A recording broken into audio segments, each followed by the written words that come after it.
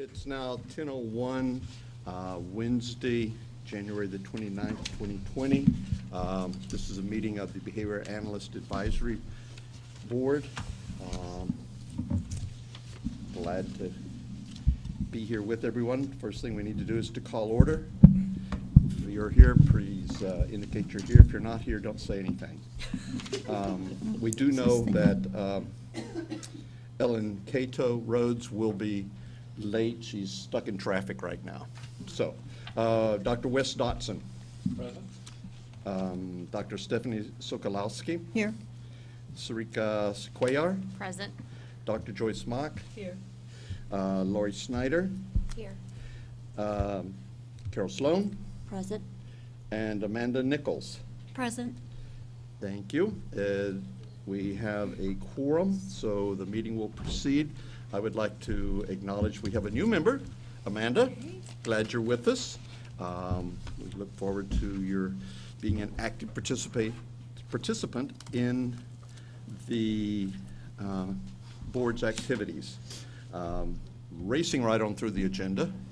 We're now to item C, training for board members. I believe someone from TDLR will be doing that, so we'll turn that over to them.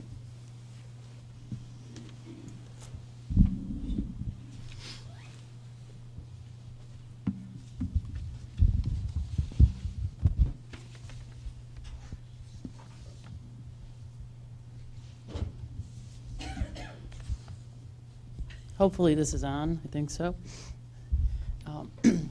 My name's Laura Pefferly, and I'm with the Office of the General Counsel. I'm an Assistant General Counsel, and I'm just going to go over briefly the this training.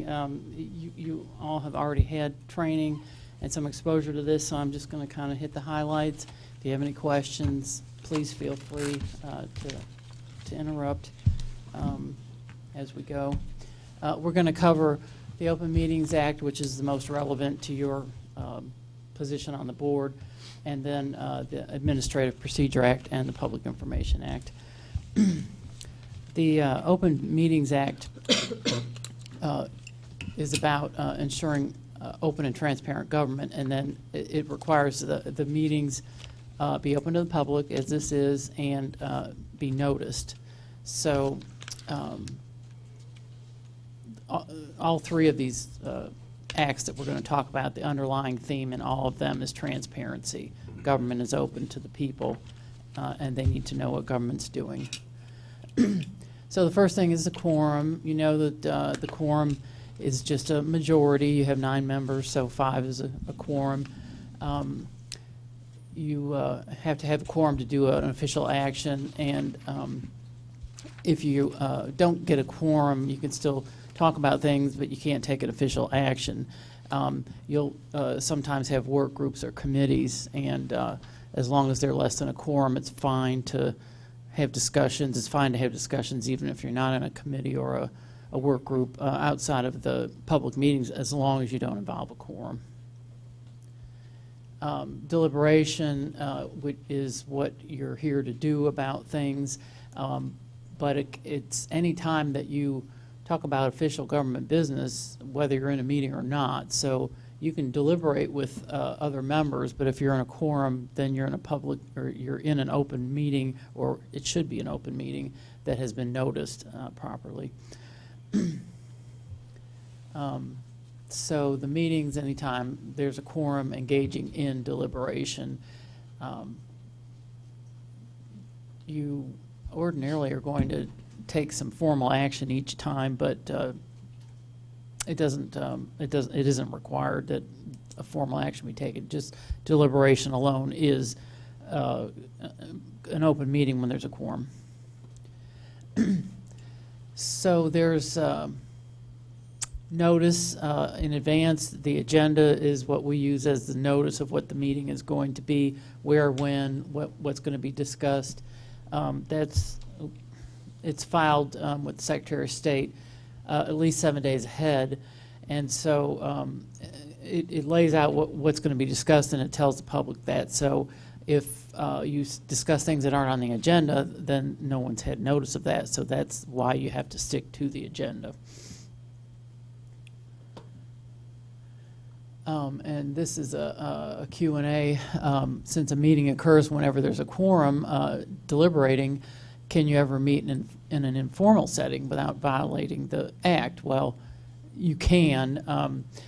If you all show up at a behavior analysis convention or something, you can talk to other members. You can't be deliberating about board business, and if you're in a quorum.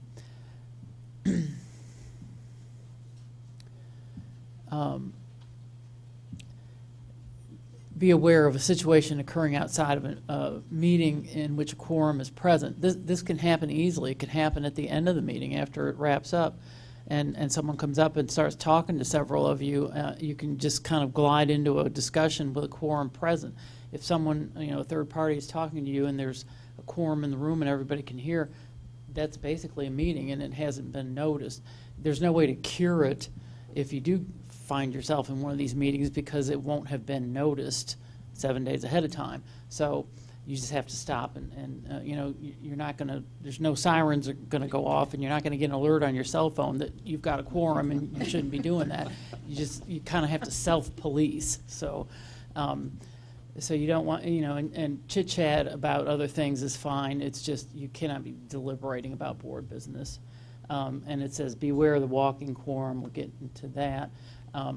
This is like, 2 or 3 of you talk about something, and then you pull in another person or two, and you aren't, meeting as a quorum, but you're kind of pulling in a quorum in a discussion, and that can happen on social media. It can happen a lot of different ways where you get a quorum that's discussing or deliberating official business, and it doesn't have to all be at the same time. It can be, by bringing in people one by one. Here, this example is a 5-member board. 2 members can talk and exchange information and thoughts, but then as soon as they bring in that 3rd member, you're up to the majority of the board, and then you have that quorum, and so that's how it can happen. Some different ways it can happen. It's very hard to control what other people do. So if you're talking about business with another board member, both of you need to keep in mind that, hey, if we each forward this on to one other member, we may have gotten into a walking quorum and we didn't even know it. So you kind of have to police yourself, but also remind the other member, don't forward this on. I'm going to forward it to one person. You can't forward it to anyone else, or we're going to have a quorum, that sort of thing.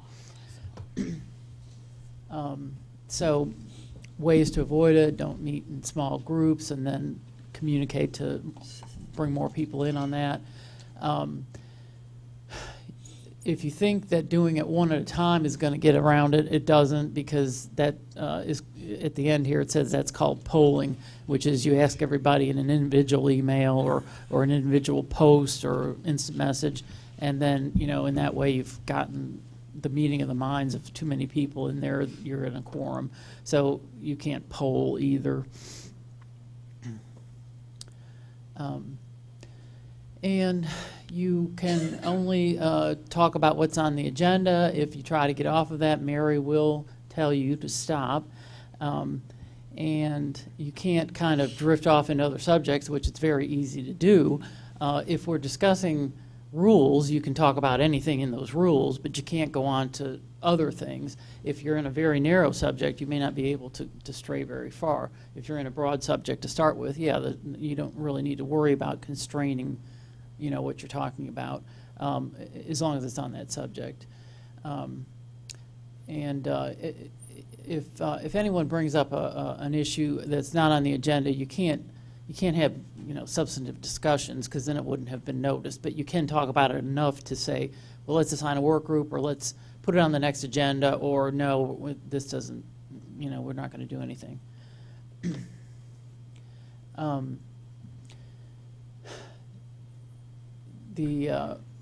the notice is real important here, and like I said, you can't cure it if you find yourself in a quorum doing something you shouldn't be doing unless it's been noticed as an open meeting. So you've got the issue of the notice, but then going off of subject, like I said, you can't have a substantive discussion if something is raised, and that doesn't necessarily mean by a public comment. It could be a board member that raises an issue that you need to table until the next meeting when you actually can discuss it, because you'll have been able to notice that. And you can certainly, if you want to add an agenda item for the next agenda, you can always contact staff. That's not going to be a problem. There have been some issues with people violating the Open Meetings Act. I have no doubt that people accidentally violate it a lot, but if you purposely and intentionally do that, that's where you may run into the remedies that are there, but you certainly don't want to take the chance. There are criminal penalties as well. That's happened, but it's usually when there's a real intention to violate, not an accidental violation. So you just avoid, always have your radar set on whether you're a quorum or a quorum's going to get involved in something. In open meetings, of course, you want to be careful what you say anyway. These are public. They're broadcast. They're on the internet forever. So you want to be careful to stay on the agenda. And so you have the in your materials, you have handouts on all three of these acts, and you also have these resources. If you need more information about a certain point or something comes up, you can always ask staff. You can ask me. You can look here first. That's always available. And then we're going to go quickly through the APA, which is the Administrative Procedure Act is basically how state agencies run. If you work at one state agency and you go to another one, they're going to run almost the same way because we all have to run under the Texas Administrative Procedures Act. And this lays out how we do rulemaking, and that is the main function of the board, is to advise the agency about rulemaking. So this is what a rule is. It's virtually always going to affect the people in that program, the licensees. It's not something for internal guidance or procedures. And we call it rulemaking whenever we do anything to a rule, amend it, repeal it, create one. And it's, like I said, it's not an internal policy or anything like that. There are a lot of ways that rules come up through a lot of avenues. One thing that is handy is the rule petition. If anyone approaches you about a subject of the behavior analyst environment, and they say, well, why don't you do a rule on this? Well, you can say, well, you can do a rule petition, and that's in the law and rules as to how to do that, so that if you feel like you don't really want to bring it forward, but you want to let that person bring it forward, they can do a rule petition. Anyone can do that, any member of the public. And every 4 years we review the rules and see if we still need the rules, and that's something we'll get into when your program is 4 years old. We'll do a review. So any avenue for a rulemaking or an amendment, if you become aware of a rule change you think is necessary, then that's something that could go on the agenda and can be discussed. So this the petition is an interested person has to do that, and so this is really anyone who in the state that qualifies as an interested person can do a rule petition. And this is the process for rulemaking boiled down. And the blue boxes, you can't read this probably, but the blue boxes are the advisory board meetings. And so Today, we're at the first blue box on the rules that we're going to look at. We're looking at amendments, so this is the first board meeting, and then they're going to go, if the recommendation is to propose them, then they go get published, and then we have a 30-day comment period, and then we come back for the second meeting when you look at all the comments, and we make any adjustments to the rules, and then you hopefully go ahead to recommend that they be adopted. And then they proceed back on to finally to the commission that usually is going to go along with your recommendation to adopt, and then they're adopted and become effective. So there's 2 board meetings. They're published when they're proposed. They're published when they're adopted after the commission approves them, and that's basically the rulemaking process. You really don't need to learn it in detail because we guide you along through this. This is the 4-year review I was talking about. It's just a general review of the rules, whether they need to be kept or tossed. If a program ends, the 4-year review is going to say, let's repeal all the rules. But usually we don't make a lot of amendments or anything, but they are published. There's a notice published that they're under review, and sometimes we get comments. And if we aren't making any changes at that time, which we usually don't, that we'll hold those comments until we have another rulemaking, and we will address them. Again, resources. There's a lot of material on all of these acts, a long history with all of them. Public Information Act is important because everything in government, as we were saying earlier, is about transparency. And so as board members, you're pulled into that universe of being in the government, or at least doing government business. So your communications and your materials are going to be in that scope. So if we get a Public Information Act request, it could reach things you might not expect. So the intention, of course, is transparency, that the public has a right to know about what we're doing. So everything's open unless some specific law or rule or court case says it's not. So you assume everything's open unless some exception or some law says it's not public. And so anything you communicate, talk, text, IM, social media, email, any way you communicate, as long as it's about board business, it could be subject to an open records request. You can't destroy these things if there's a retention period, which there is a retention period, say for email of a year, but you can't destroy anything or erase if we get an open records request, for sure, because if we get an open records request, everything sort of stops, it's frozen, and it can be subject to a request.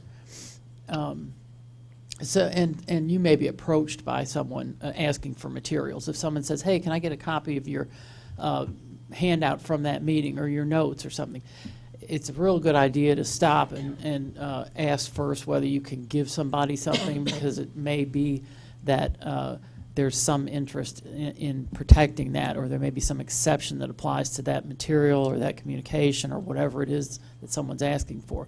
So if it seems like it might be an open records request, it's best to just send it on to the, forward it to the staff or general counsel to make sure that it's handled as an open records request.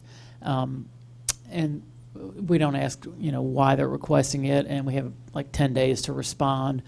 So there's a definite process for them to get what they're wanting. The materials that you could have as a board member are confidential. Certain things can be protected that you wouldn't expect, like the draft of the rules. We can protect draft rules.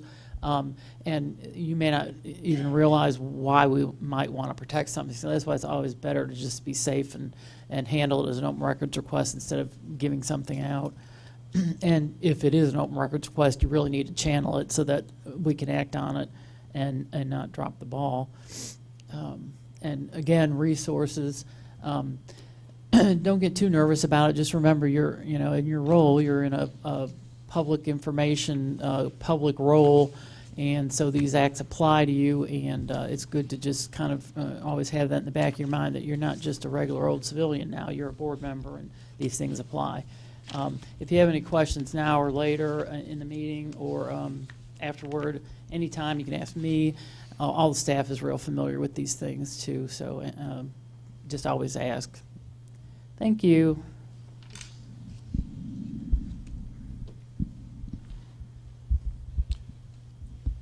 Thank you, Ms. Pfefferle. That was a hopeful reminder for some of us. I appreciate it. I do want to note that, fortunately, Ellen Cato Rhodes has now been liberated from the Austin traffic and has made it. Thank you for surviving and coming despite the traffic. So, next order of business is approval of the minutes from our last meeting, the December 6, 2018 minutes. These have been distributed to the members of the board. Any suggested additions, deletions, revisions? Move for approval?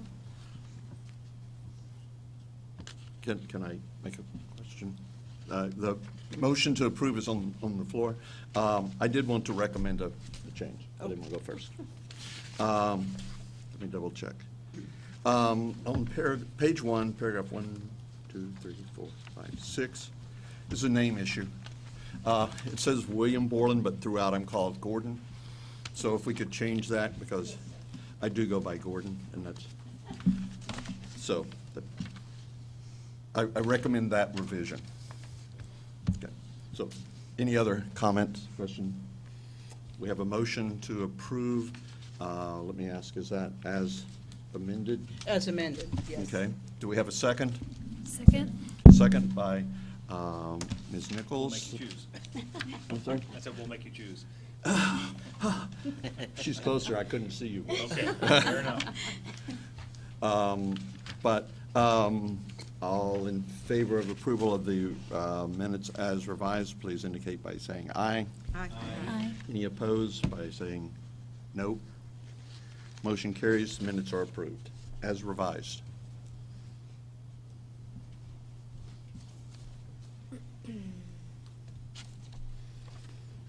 Okay. We're now item E on the agenda, if you're keeping score at home.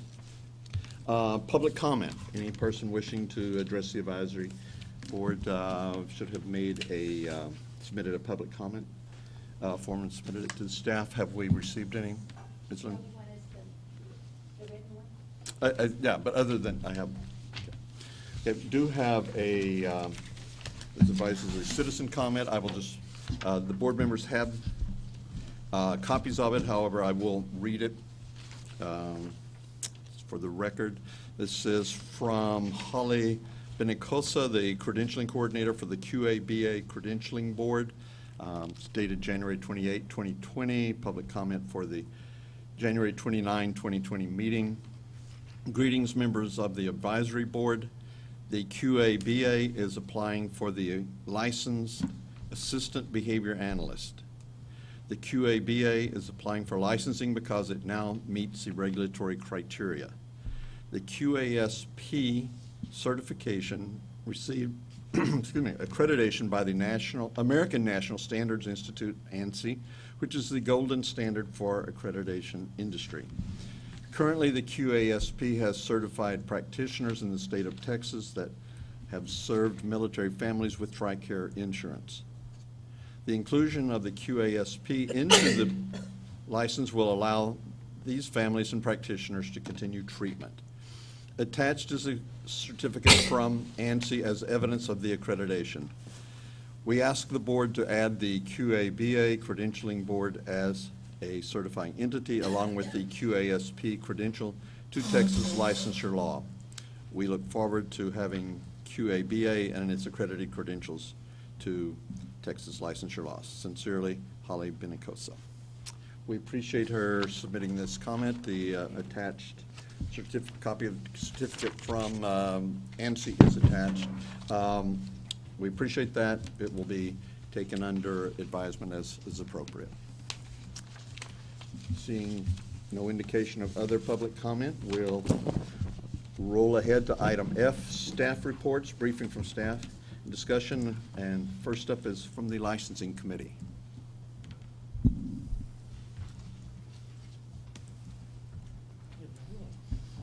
Good morning.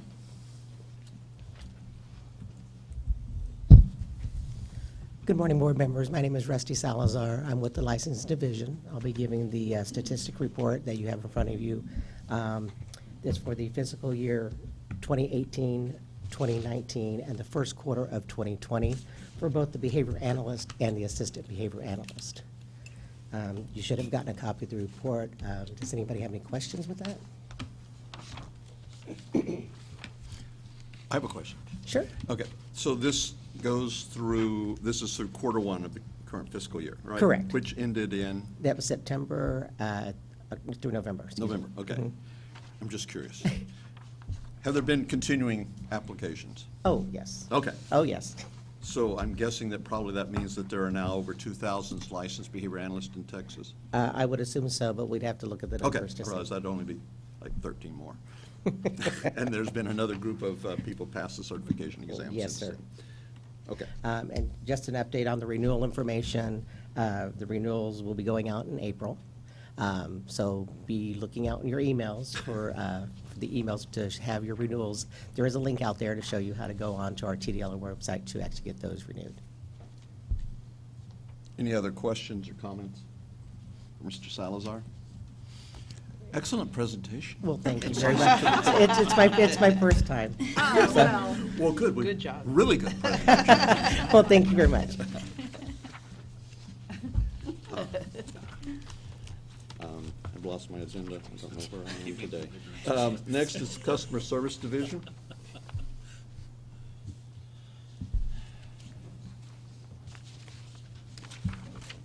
Hi, good morning, board members. My name is Jacqueline Rush with the Customer Service Division. Good morning. I am filling in for Tuan Nguyen, another customer service manager whose program this is. You have the statistics in front of you, and I'll be happy to answer any questions about the types of calls or emails that we're receiving on your program. Any questions or insightful comments? I've got a question. This is Stephanie Sokolowski. What's the spike in April about? Let's see. I can I'm check. looking under May to October 2018. Yes, and we have noticed some spikes in the statistics as I was reviewing these. We'll have to check. Now, in reviewing the kinds of escalations that made it past the CSRs, we didn't notice anything peculiar, so we'll have to look into that a little bit deeper. Yeah, for the most part, in general, the questions during that time period, and in general, throughout the year, tend to be, do I qualify? And just seeking a reassurance from what folks are reading on the website. There's a lot of explanation on how individuals might qualify, and so we'll go over the application and we'll go over the qualifications on the website. Just to reassure folks before they send in their application, and that tends to be the most frequent question that we have for that program. So there wasn't any particular incident or issue that caused that you can recall? I Not mean, that- if you can't recall it, it probably wasn't a big deal. Yeah, but I'll be happy to look into it a little deeper because it is an unusual spike. So, and we can arrange just if we are able to see anything from that time period, we can arrange to get that information to you. You're welcome. David Gonzalez, TDLR. So often we get used to our acronyms here, CSRs, Customer Service Representatives, just in case. We want to make sure the staff get credit for the ones that are doing the work. Thank you. Jack. Other questions or comments? I appreciate Dr. Sokolowski raising that question, because I had to. One thing, if you've not been with us before, you realize, as behavior analysts, we're really tuned into data. Yes. And I had made a note of that same thing. And I wonder if there was a change, I'm just curious now, possibly a change in the website or something like that. Don't know. I noticed August, though, is really low, which probably tells us something about human behavior. On vacation. They're on vacation, not applying. But then September, there's another big jump. Right. Okay, so both September seem to be modes. I think Ellen has a cogent insight she'd like to share with us. Just at Ellen Rhodes, I would think it could potentially have something to do with people starting at the school semester and people getting ready to graduate, having questions about the application and when they're eligible process, just based on that timeline, the jump in September and in April. Yeah, this is Wes Dotson. I'd jump in and say it's also probably around the testing windows for the board. Yeah. So if they're figuring out if they want to set for certification or figuring out when they want to set for certification, There's a those are testing going to be window periods in where those testing May, windows yeah. are, yeah. Yeah, and in spring, that tends to be typical. Thanks for bringing that up for most of the programs where degrees are required. Yep. I second those observations. I just had another question, but I didn't want to usurp anyone else. So just in general, what is the nature of the contacts? Are these, I mean, I realize just generally, are they wanting to know, like, so what is it I've got to do to get licensed? Is it that kind of thing? Or is they asking something, and I realize that may change as the history of licensure behavior analysts becomes more established in the state? Yeah, so we generally, it seems that your community is very self-sufficient because we do have a low number of contacts. And when folks reach out to customer service in general, they're checking on license status. Do I have everything that I need? Particularly, if really conscientious folks, again, seeking a reassurance. But I have noticed, again, that the questions that pop up on our archive of questions that the CSRs needed extra help on from their team leads, again, just tend to be, do I qualify for this? We can't go, through the process of approving an application before they actually submit it, but we like to just make sure that people feel comfortable in knowing what the requirements are. Thank you.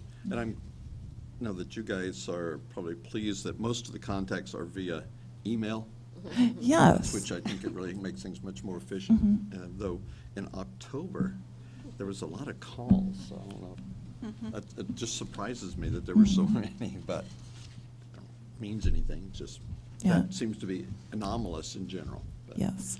whatever it were, you must have taken care of it. So, other questions or? No, but I would like to make this comment. This is an excellent chart. I can look at it for 3 seconds and see so much information. So thank you for making it simple and clear, because it helps me. And I'll have to thank you for the opportunity. I'll have to give our quality analyst team some kudos on that. They've done a really good job of making it really streamlined Please and do. easy to read. Thank you. Please do. I think Ms. Nichols had a comment. Yes, Amanda Nichols.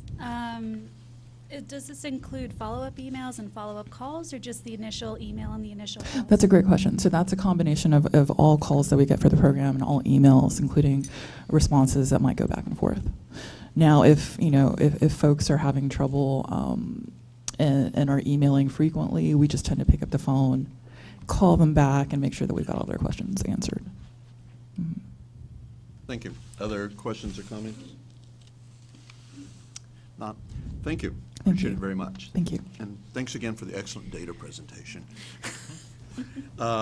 Next, we have the report from the Enforcement Division.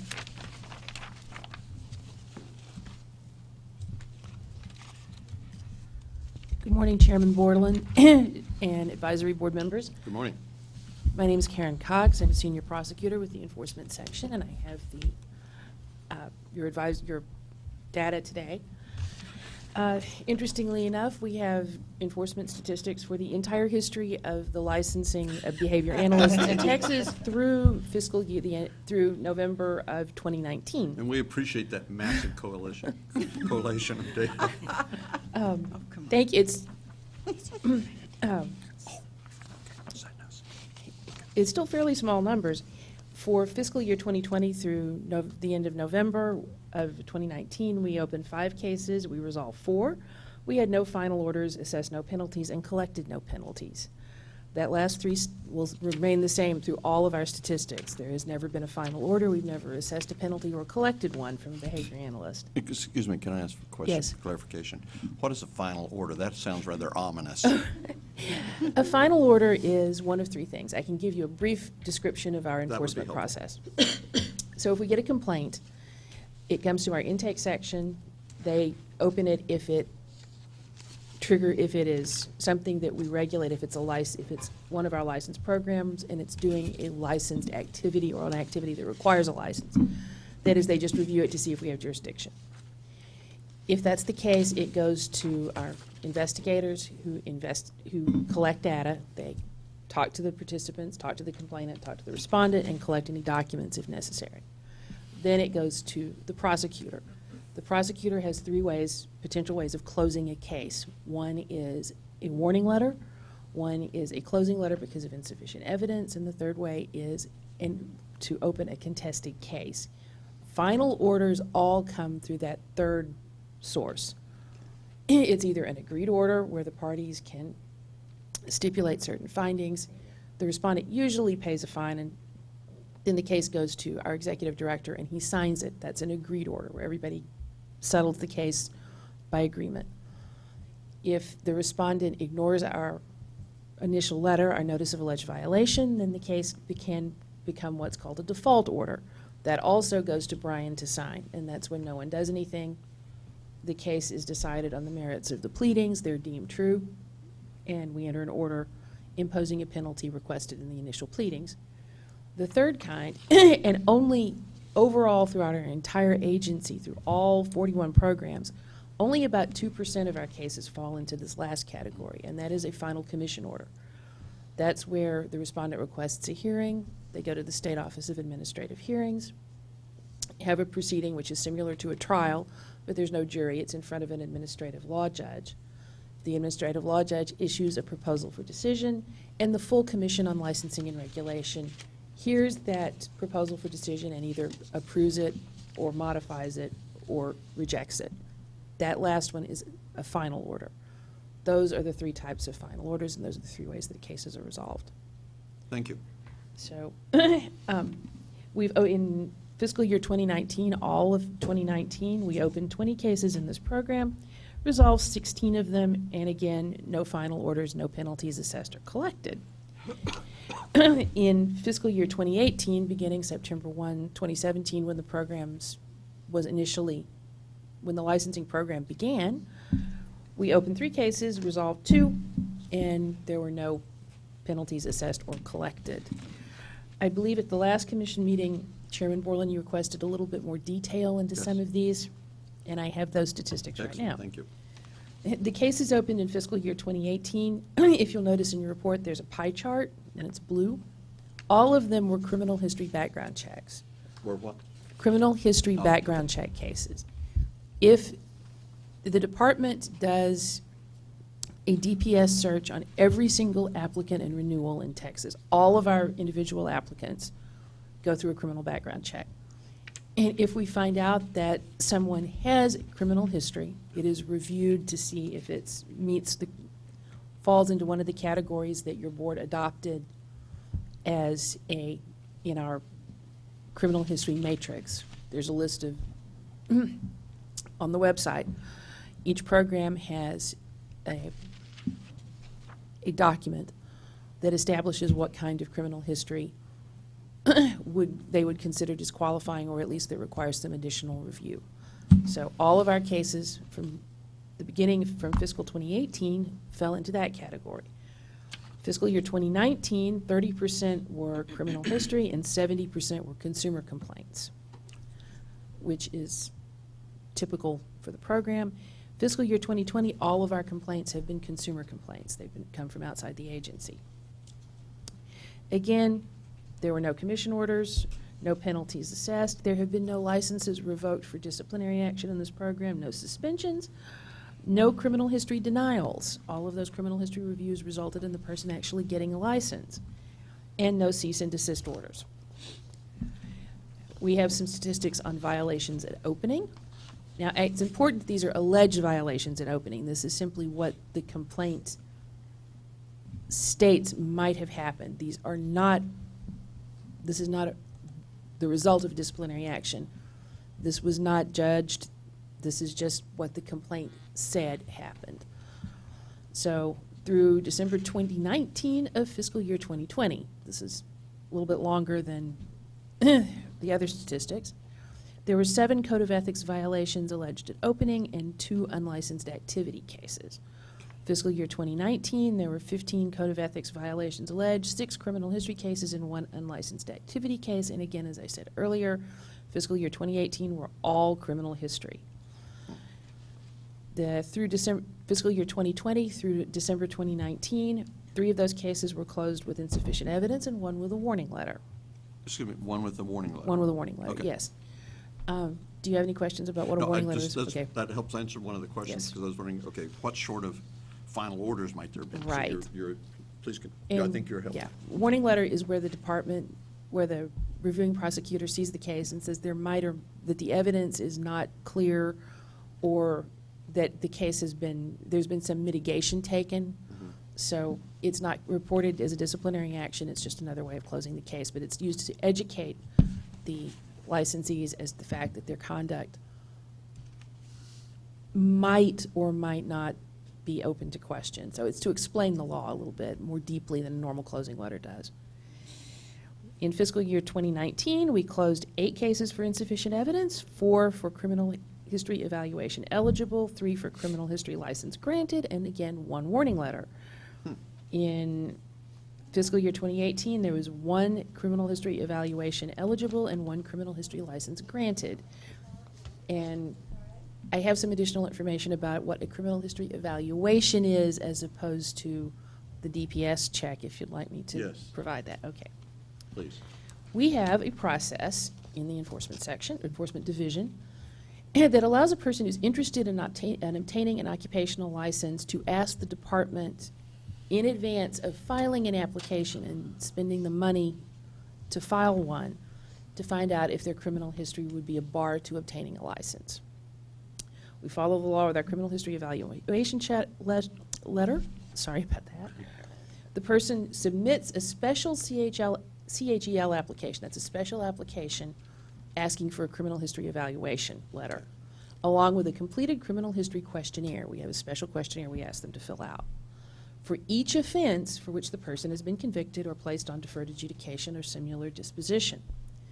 A TDLR enforcement prosecutor then examines the application and associated documents along with the person's official criminal history record and applies the relevant law to determine whether that person would be eligible for the license. The prosecutor sends the criminal history evaluation letter to the person, which advises the person whether he or she is eligible to get the license. The person may then use that information in deciding whether to enroll in specialized training or schools needed to get the education and the qualifications for a license. The law allows the agency up to 90 days to complete the evaluation and then the CHEL, but TDLR's goal is to complete the process in 30 days. 30 days? 30 days, yes. Okay. And we honor the decision indicated in the CHEL unless we learn of additional information not available at the time of the initial evaluation. If we determine that the person is ineligible, that person may still apply for the license and submit additional information, at which time we would again examine that person's record. The applicant could request an administrative hearing to contest the denial at that time. So may I answer any questions? Questions, comments? Just so you'll know, we did not have that pie chart. Yes. Oh. And I think several of us were like scanning to find it. So, I don't know. I just thought I'd let you know. I do have a question because on every year it shows a certain number of cases were open and certain were resolved and they were less resolved than open. What Yes. happened to that small percentage that are They're hanging carried out over. there? They're carried over from the previous fiscal year. Okay. A lot of times that's August. August is the last month in the fiscal year. If we get a complaint on August 29th, it would be opened in the previous fiscal year, but it would be resolved in the next one.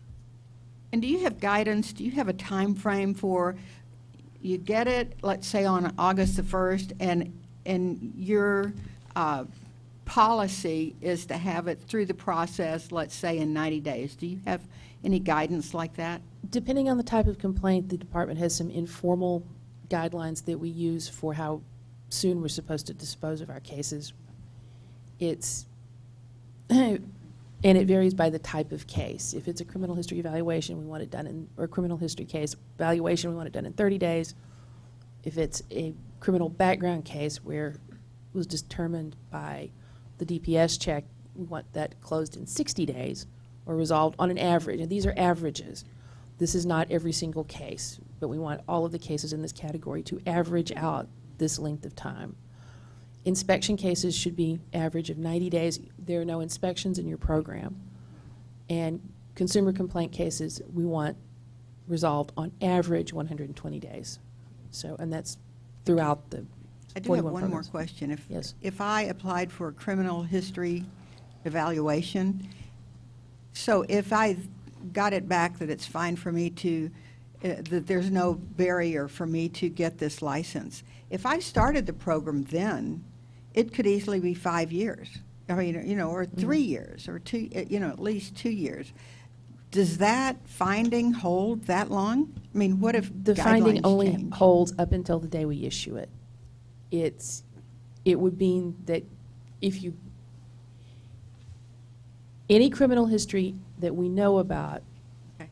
up to the date of the evaluation letter, Right, if we cleared it, we would clear it again okay. with the new application. Okay. If someone gets another, like DWI, Yeah. between the criminal history evaluation letter and the application, that would be reviewed again. Okay, thank you. Good question. Other questions or comments? Let me just make sure I understand this. So the number of cases opened, there may be complaints received that don't result in a case opened, correct? Yes, that would be cases where we don't have jurisdiction. Okay. So so that's only it, if TDLR doesn't have jurisdiction? Right. Otherwise you, okay. Yes. Because if someone's complaining about a person licensed under another agency that's not under Right. TDLR, then, If it's not if it's not a program we license or a person who's doing something that requires a license over which we have jurisdiction, or if it's a licensee doing something that is not actually a violation of our rules or laws. I mean, if somebody can't get an appointment at the time they want and they think that this office staff is rude, that would not be a complaint we would open. okay, got it. And there's also a little wrinkle that sometimes people will file complaints but not provide us enough information for us to know who they're complaining against, or Right. there's just not documented, so. Right, so obviously couldn't open the case. Right. So one more question, I think. So there's been, how many total instances of letters sent? Did I hear 2? Criminal history Or evaluation 3? letters, or? No, I'm sorry. I think I'm asking the wrong question. Regarding the, I'm sorry? Final outcome has been 2 warning letters. Yeah, Yes, there was 3 insufficient evidence letters for fiscal 20 through 29, what we have available for fiscal year 2020, that's through December, and 1 warning letter. So there were 3 cases where we said In the there's just not entire enough history of the evidence. program. Yeah. In fiscal year 2019, there were 8 insufficient evidence letters. That's where there just wasn't enough evidence to establish a okay. violation. There were 4 criminal history evaluations letters that said someone was eligible, 3 criminal history license granted dispositions, and 1 warning letter. okay. Thank you, appreciate the breakdown. Other questions or observations, comments? Okay. Thank you very much for that very data-driven presentation. Oh, as long as we're doing, I want to acknowledge the 2 people who did the data work. I just read it. Griselda Perez and Chris Russi. Thank you. So, thank you. Thank So you. are you saying you're like the senior professor who gets their name first on the publication? More like the newsreader who got Oh, handed okay. a script on the way in. Just wanted to make sure Wes could relate to that. Okay. Thank you. Next, the regulatory program management report, please.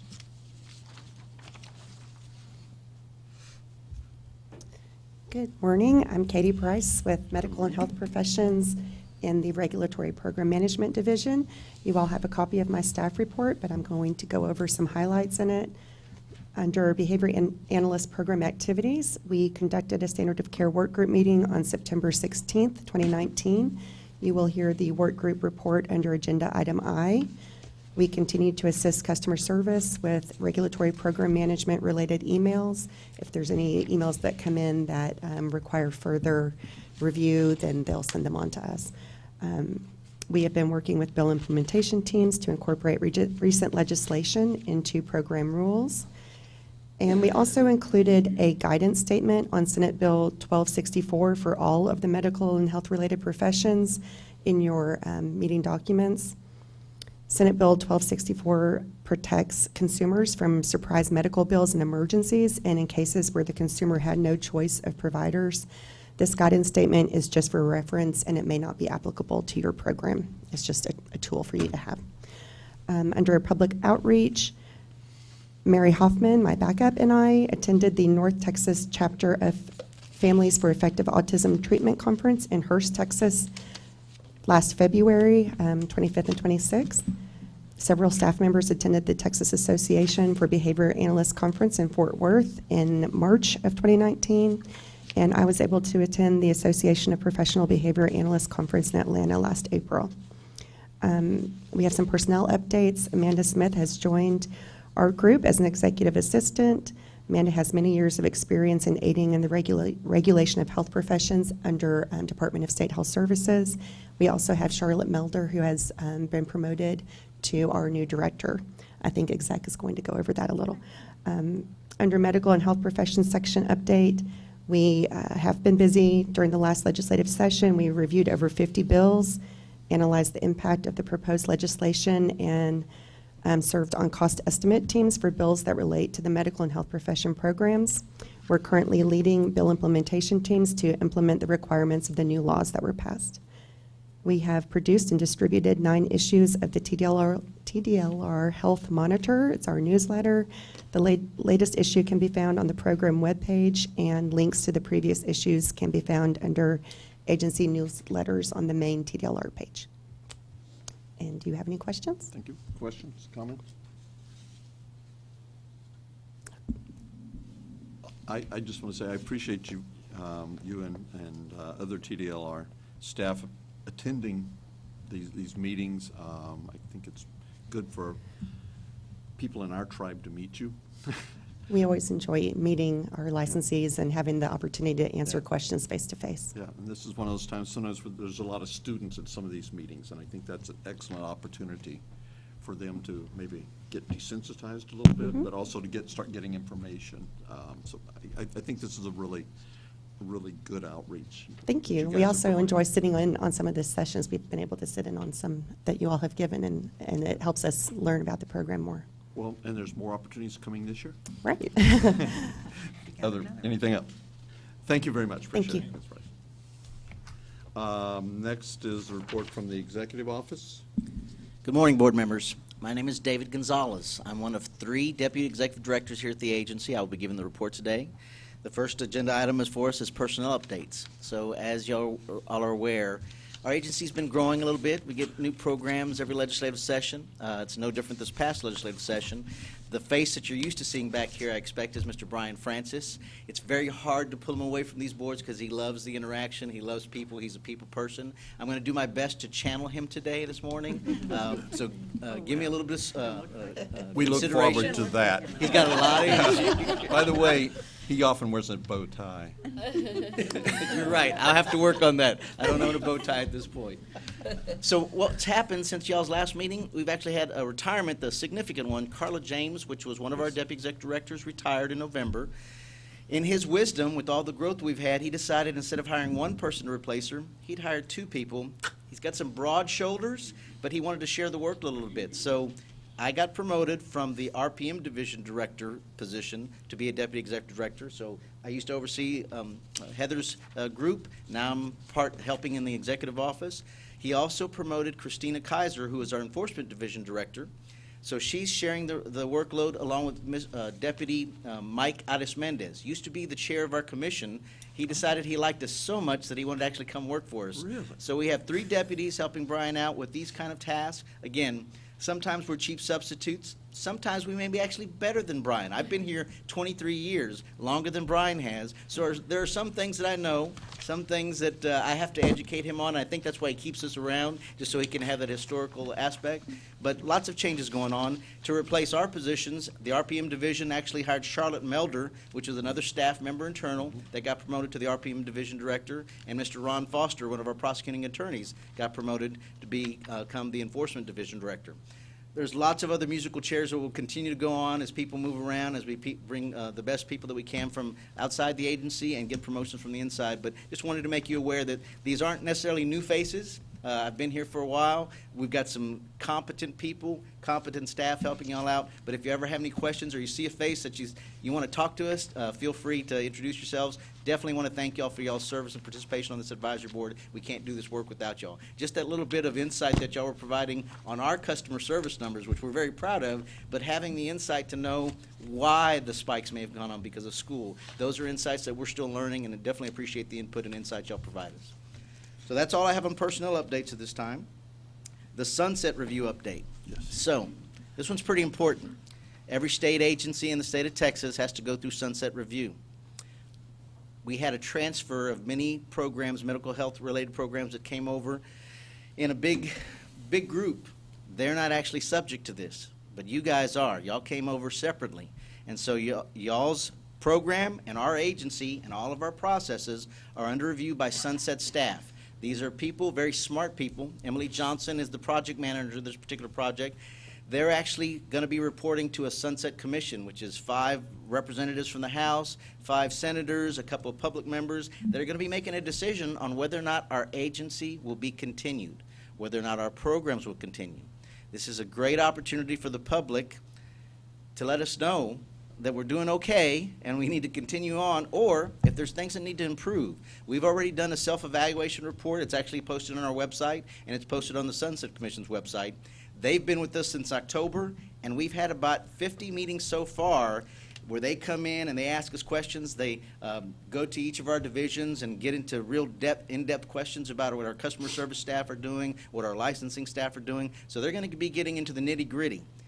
In May is when they're likely to have their report done, and they'll issue a report with recommendations, and it'll go to the Sunset Commission. There's usually public hearings that are held where the public, you guys included, would be invited to give y'all's comments on whatever findings they may have. I will tell you just up front, to manage expectations, they're not here to give us kudos typically. They're here to tell us what can be done better. So it's important for y'all to just recognize they're going to be looking for things that we can be doing better, differently. They may have legislative actions that need to be taken that would come to the next legislative session. They may have management directives that would just tell us, hey, y'all need to change the way y'all are doing things, and we may be able to initiate those right away just because they have that power and we want to listen to what they're telling us. This is really something that TDR has embraced for years. We've actually gone a long while without a sunset review because we had so many programs given to us. They kept on giving us a little bit more time, a little bit more time. Now we're going to be going through 2 in a row. The one that we're going through right now, and then in 2021, those other medical health care related programs that came over in one big lump, they're going to be going through a sunset review. So we did bide some time for a little bit, but now we're going to be going through 2 in a row. This is the time to get y'all's input in and go to the website. You can go to Sunset Commissions if you want to keep abreast of those things. We will keep you informed as we go through the process because this is y'all's opportunity to stay aware and voice y'all's input on y'all's program. Excuse me, Mr. Gonzalez. Yes, sir. Gordon Moore, may I ask a question? Of course you can.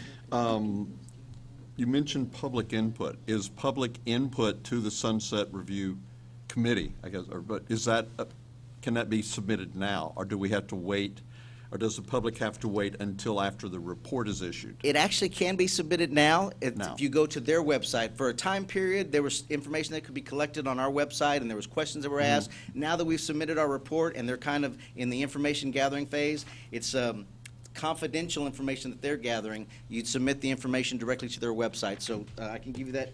It's www, for the record, .sunset.commission.gov. And they may, as things progress through May, they may end up contacting you guys. In fact, on occasion, they have attended our advisory board meetings, and we'll see them in the audience making themselves aware of how our processes are going in the different programs. So you may actually see them here between now and May if we have another meeting. But yes, there is an opportunity to provide that input. Even now, before the commission, Yes, sir. before the report's released? Yes, sir. Okay. Thank you. Very helpful. So along that same vein, but a little bit different because this is a process we establish. We have a strategic planning process that we do every 2 years, usually between legislative sessions. It is something that I know that Mr. Francis is quite proud of because we've taken it a little bit differently than many other state agencies. We don't just put something on our website and say, hey, how we doing? We actually do go out and meet the people. We schedule meetings. We do put the questions that we're asking everybody up on our website to give everybody the opportunity to ask the questions or answer the questions. What are we doing well? What can we do better? And if you were king or queen for a day, is there a statute or rule or process that you could change? And I can tell you that the insight that we give from our public is just amazing. I think that has been key to our success during legislative sessions. When we come to the legislators and they ask us, is there any help y'all need? Is there something that needs to be done? We can tell them, we've heard from our public that they'd really like to see this. And so we have an agenda that we've put together based on the input received from the public that we serve. It's really been phenomenal for us. We embrace that opportunity. Again, another opportunity for Brian Francis to put his smiling face out there and meet with the people. But it's actually all of our staff that help with that process. So you'd be talking to education examination staff, some customer service staff. They all get out there to sometimes take the arrows. We're asking questions, what can we do better? And we hear it. That's usually the longest list. The king or queen for a day, we'll get some of those as well, but usually what we can do better is usually the longest list, and we take it seriously. All that information would be posted on our website as well so the whole world could see it. It happens typically in the March, April, May period. We are quite busy right now with bill implementations, so I expect you'll be getting notice sometime probably in March to participate in the process. Again, another bite of the apple. Sunset's a little bit different. They've got their exception report and what they're doing to determine if we're going to continue. We hope they're going to continue our agency. We hope we get that. The strategic planning's more about what y'all's needs are immediate and things that we have an effect on directly and can make changes on or incorporate into what we're doing. So those are two important processes the public needs to be aware of and y'all can take advantage of. Next on the agenda is the communication outreach statistics. So kind of gives you a different perspective of what our customer service staff are dealing with, but it specifically relates to our webpage and the advice that we give them on our webpage, the guidance we give on our webpage. So over the past 6 months for the Behavior Analyst webpage, we have had 12,960 views with an average of 70 per day. 62% of those visitors accessed the site from a desktop computer. 36% did so with a smartphone and 2% with a tablet. So we have this level of detail. The top reasons for visiting the site was applying for a behavior analyst license, frequently asked questions where we also provide some frequently given answers, hopefully the right ones so that everybody's happy and has their questions answered if it's a common one that we get. Also going to our statute and our forms to gather information. And the last item that is a top reason for visiting the site is applying for a behavior analyst assistant license. So gives you an idea of perspective of how our website's being used. If y'all think of things that we can do, we've got a great crew taking care of our webpage, modifying things to accommodate where we think we're getting the most hits. But if there's something that you think is missing, that's one of those things that our customer service staff, our RPM staff would be open to hearing you guys and feeling out if there's a different way we can put the information so that we're not having so many phone calls or any spikes in emails because we've already got the information out there available. Any questions on that? All right, the last item I'm actually going to be turning over to my counterpart. It is the introduction of our anti-trafficking unit. Good morning. During the last legislative session, we were actually given money that we asked for some of it and they gave us even more, but it's for a very, very definite reason and cause. TDLR was given in a previous legislative session the authority to license and regulate massage therapy. With that program comes different challenges that we've seen, but maybe not at this volume, and we've now become aware. Because of that, we had to step up our efforts, and the legislature saw fit to help us do that. Currently, we have, of course, our enforcement division. We have investigators who go out upon a complaint being filed. We have our field inspections team. We have inspectors who go out during periodic time periods. But Texas is a big old state. So there's a gap there that if there's not a complaint and if it's not time for that periodic inspection, we may be missing something, and that something's called human trafficking. We were afforded monies from the last legislative session to have a full team. Previously, we did have one staffer, Ms. Jennifer Harless, who was just trying to triage this whole thing for the state. That's a lot. That's too much. But she provided it's best we could do at the time, but she provided a great foundation for the team as we move forward. So to meet that need, we have recently hired Chuck Winkler, Ray Carswell, Jennifer Ignacio, Alex Ortiz, Jordan Strain, Gloria Newton, Brian Cottle, and they all joined Jennifer Harless to develop this team. Some of these members I did get from other parts of TDLR. Thank you for giving me such great people. And some of the folks have worked in different fields that deal with domestic violence and training for municipal police departments and so forth. So we have a pretty good team. Actually, I'm very tired today because we were in Houston yesterday and went the day before, and we met with HPD and their different teams that deal with trafficking. We took a bus tour that was offered by a non-governmental organization about different areas that they've identified as IMBs, or illicit massage businesses. So we also met with the mayor's office, that special staffer who, it's one woman show with that too, she now has a team, Manal Patel Davis, special advisor to Mayor Sylvester White, to really just get a full view of what everyone is doing, because we have to, I said White, I knew that didn't sound right, Turner. When it came out of my mouth, I'm like, that's not right. But Turner, that's from being up too long. So we had a full day. We literally had a bus tour. We spoke with them. They shared their strategic plan, all the things they've been doing locally in Houston, how they deconflict with federal agencies, how we can help as a state regulatory agency. So they're right now drinking from the water fountain. We left some of them in Houston because they're going to meet with our current chair of the commission, Mr. Rick Figueroa, as well as with an HPD. I think it's a biweekly meeting that they have, and they talk about trafficking, so we want to kind of buy into that. We have some investigative staff who works out there, who attends those meetings, and while we had the chance, they were still out there. We wanted some of our team to do that.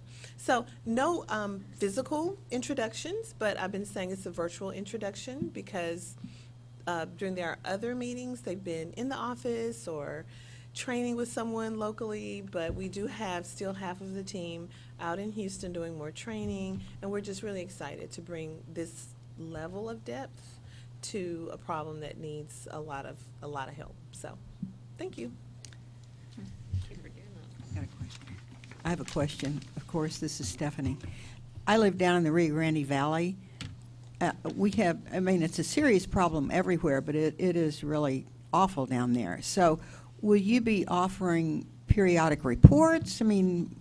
I'd like to keep abreast of what is going on. We will, Dr. Sokolowski, we will definitely, TDLR is part of the Human Trafficking Coordinating Council, and that's developed by a statute, a bill, and we are collaborative with so many different state agencies all over the state of Texas. And because our agency covers the entire state of Texas with over 800,000 licensees issued, we will definitely keep in touch. Right now, we're trying to train the team, collaborate with different law enforcement, non-governmental organizations, social service facilities, or whatever we need to get help for when we go out there, make sure everyone has that 1-800 number, and to identify them. First, we have to identify them. Yesterday, we met with Children at Risk, who has a wonderful dashboard. So we're learning and different things like RUP maps, if you've never heard of that.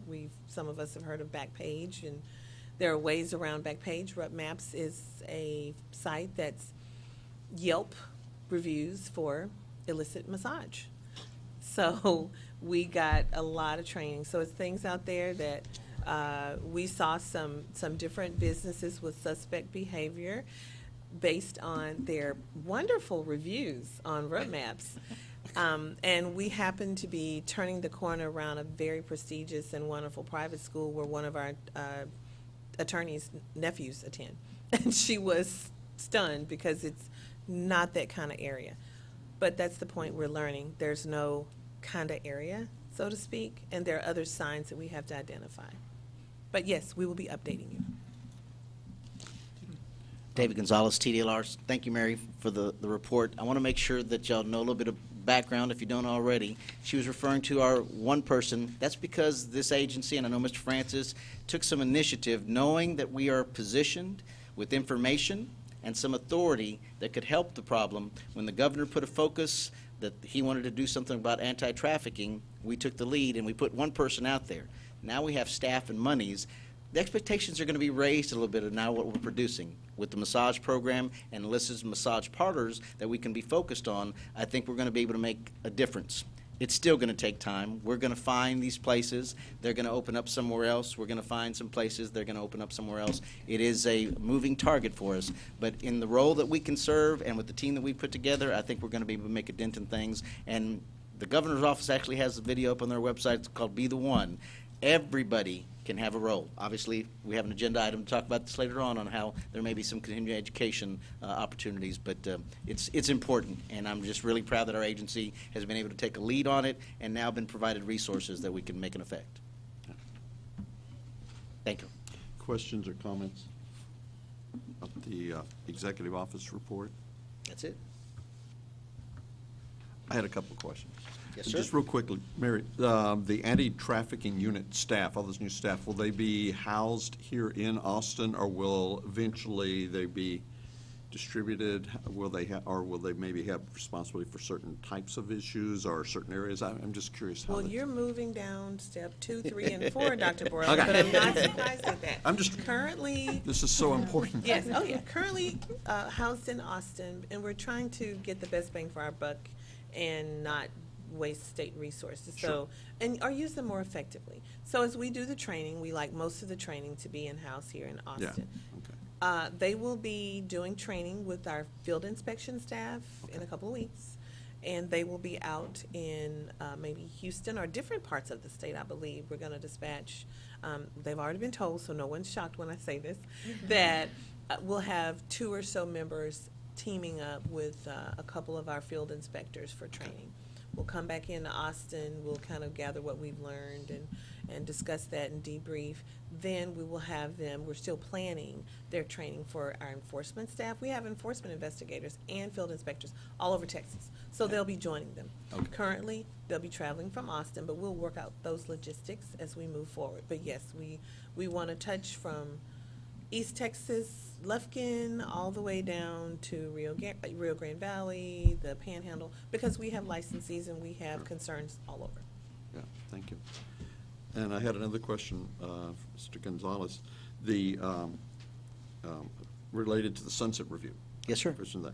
I'm just curious, and I don't know if you know the answer, if this information's available, but I'm curious regarding why the behavior analyst licensing program was included in this first review when it is so new. It wasn't transferred to TDLR. It was new. So I'm curious as to what factors might have influenced that. So they had been giving us reprieves for quite a while. David Gonzalez, TDLR. They'd been giving us reprieves for quite a while because of that very fact. We'd kept on getting programs. Mm-hmm. They didn't want to do a review while we were in transition. At some point, if they don't draw the line, we would never have our sunset review. So I think the only thing that I can imagine is they decided we'll go ahead and include this one.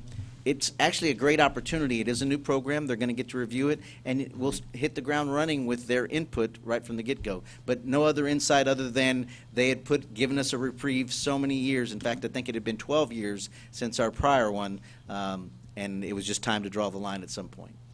And I understand that drawing, because I certainly wouldn't want you guys to not feel loved and not feel the love from the Sunset Review Committee group. But I just find it surprising. This is just my personal opinion. This is not the opinion of any, that a program that is less than 3 years old was under review. On the other hand, it should make TDLR look good. I think. I agree. I think, but I didn't know if there was perhaps something, some question about should the program be reconfigured or reassigned. So Can I th- help out with this? I'm sorry. I appreciate that, yeah. Okay, I'm going to jump in. Thank you, Deputy. Sunset had to make a line of demarcation. We had been, because we grown, I'm going to say exponentially, not quite, but quite a bit. And so we had not had a review in a minute. So where do we start with this review? Because the review takes a certain amount of time, it has a certain amount of staff members, and they put out a whole list of agencies who are under Sunset Review. So we're not it, we're just one of it, right? So to make that line of demarcation, they made the decision that that line of demarcation would not include programs that were transferred after, I believe, September 1, 2016. The operative word there is transfer. Transferred, right. Because we got, 13 programs transferred. So this program is new.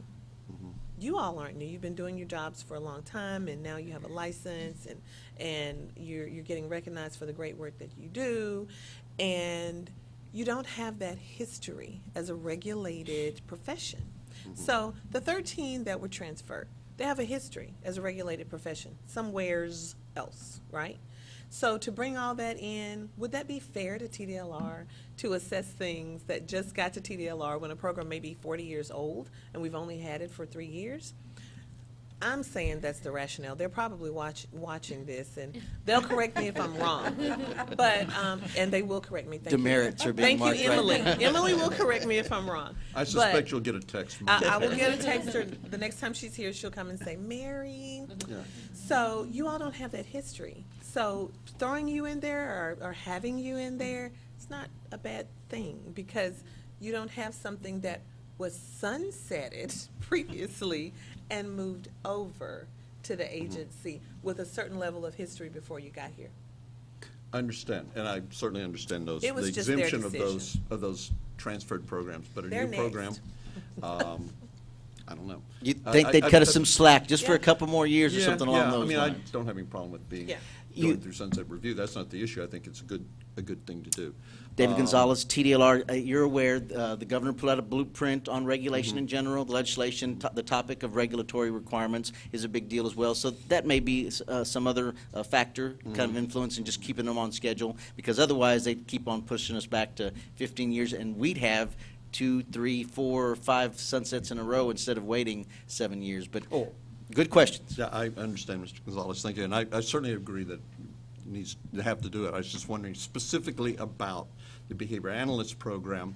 At a personal level, it makes me feel a little bit of vulnerability to a very new program. Understood. I'm just going to be real upfront. But we like to think you make us look good. So Well, we do have. and we hope so. Years of things that the agency has done, and we've grown and we've changed and we've done things and we've had processes, and that's what they're looking at. So yours is new. They can take that quick snapshot and you make us look good. That is what we feel, and they will do what they do. But they'll tell us what we do wrong, and we'll do better. David Gonzalez, TDR. I will also offer the people from Sunset staff have been amazing, very intelligent people. So when they come and they ask good questions that maybe we haven't considered, or we hadn't at least considered that angle, this is a thing to embrace. So definitely the vulnerability, I'm there with you. We got other work that we're doing. We got 39 other programs. Sure. Do we need the additional work? We've got our hands full, but they're asking good questions, and this is an opportunity for us. So we've been embracing these opportunities, whether it's part of our strategic plan or sunset, and we're going to listen to what they have to say. Thank you. This is Stephanie Sokolowski. I'd just like to comment. You know, the people sitting at this table, we have an intimate knowledge of behavior analyst work, either from a family standpoint or those of us who are professionals. And you guys have your processes, which, by the way, my experience with you guys is outstanding. Yes. But I think it's so cool that we're going to have an objective group looking at because we're the choir. You know, we think we're doing a great job. And I think you guys are doing a great job. So it'll be good to have that objective group looking at it from a different filter. Yeah. I mean, I think we're going to look great, but that's me. Hopefully they'll give you a call, Ms. Sofilovsky. Maybe before we leave. Other comments or questions? Thank you, Mr. Gonzalez. Appreciate it. Appreciate the informative information. I show we're now on item G. Yes. Okay. This is discussion and possible recommendation for proposed amendments to the existing rules cited there. I won't read them all to you. Regarding the Behavior Analyst Program, what we're about to see, Ms. Pepperly is going to review with us, is a product of a lot of work and time by a lot of people, time and behavior, and several meetings have gone into pulling this together of the standard of care work group, I think. So I guess I see a procedural question. Item I looks to me like a lot of what we'll do under item G. Is that correct? Or is it? Item I is work group report, standard of care work group draft rules, and I assume that's what we're about to do here. Look at those. We're going to talk about, what the work group was doing. Okay. And So their recommendations. I'll sit back. My name's Laura Pepperly, and I'm an Assistant General Counsel. And I'm going to go walk through the rules with you. Before I start, you were given this version of the rules in your handouts. I thought you might like to have this one since it shows the changes in the context of the whole rule text. All of these changes are exactly the same as in the one in your packet. This just shows you all, them in the rule itself. Thank you. And a few things before I start. There were some legislative changes that affect this program.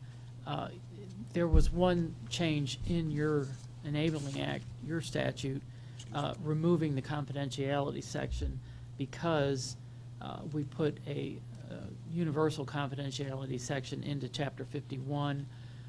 Chapter 51 of the Occupations Code is the TDLR statute, and that applies to all the TDLR programs. And, we've talked about that before, that the TDLR statute, Chapter 51 Occupations Code, and 16 Texas Administrative Code, Chapter 60, the TDLR rules apply to all of our programs in addition to your own statute, which is Occupations Code, Chapter 506, and the rules at 16 Texas Administrative Code, Chapter 121. So you have those four sources of law and rules that govern your program. And any amendment of your own statute or the TDLR statute could apply to your program. It definitely will in your own Enabling Act, but in the TDLR statute, changes there could affect you, and in this case they do. So in your handouts you have, and in your materials, you have House Bill 2059, a copy of that if you want to look at that. That's one we're going to talk about. And you have a couple of sections from Chapter 51 that are new that apply to you, and that looks like this. It's just a few pages, and it's got Section 51.252 complaints at the beginning. In that one, Section E is what we'll look at. That's a new section in that 51.252.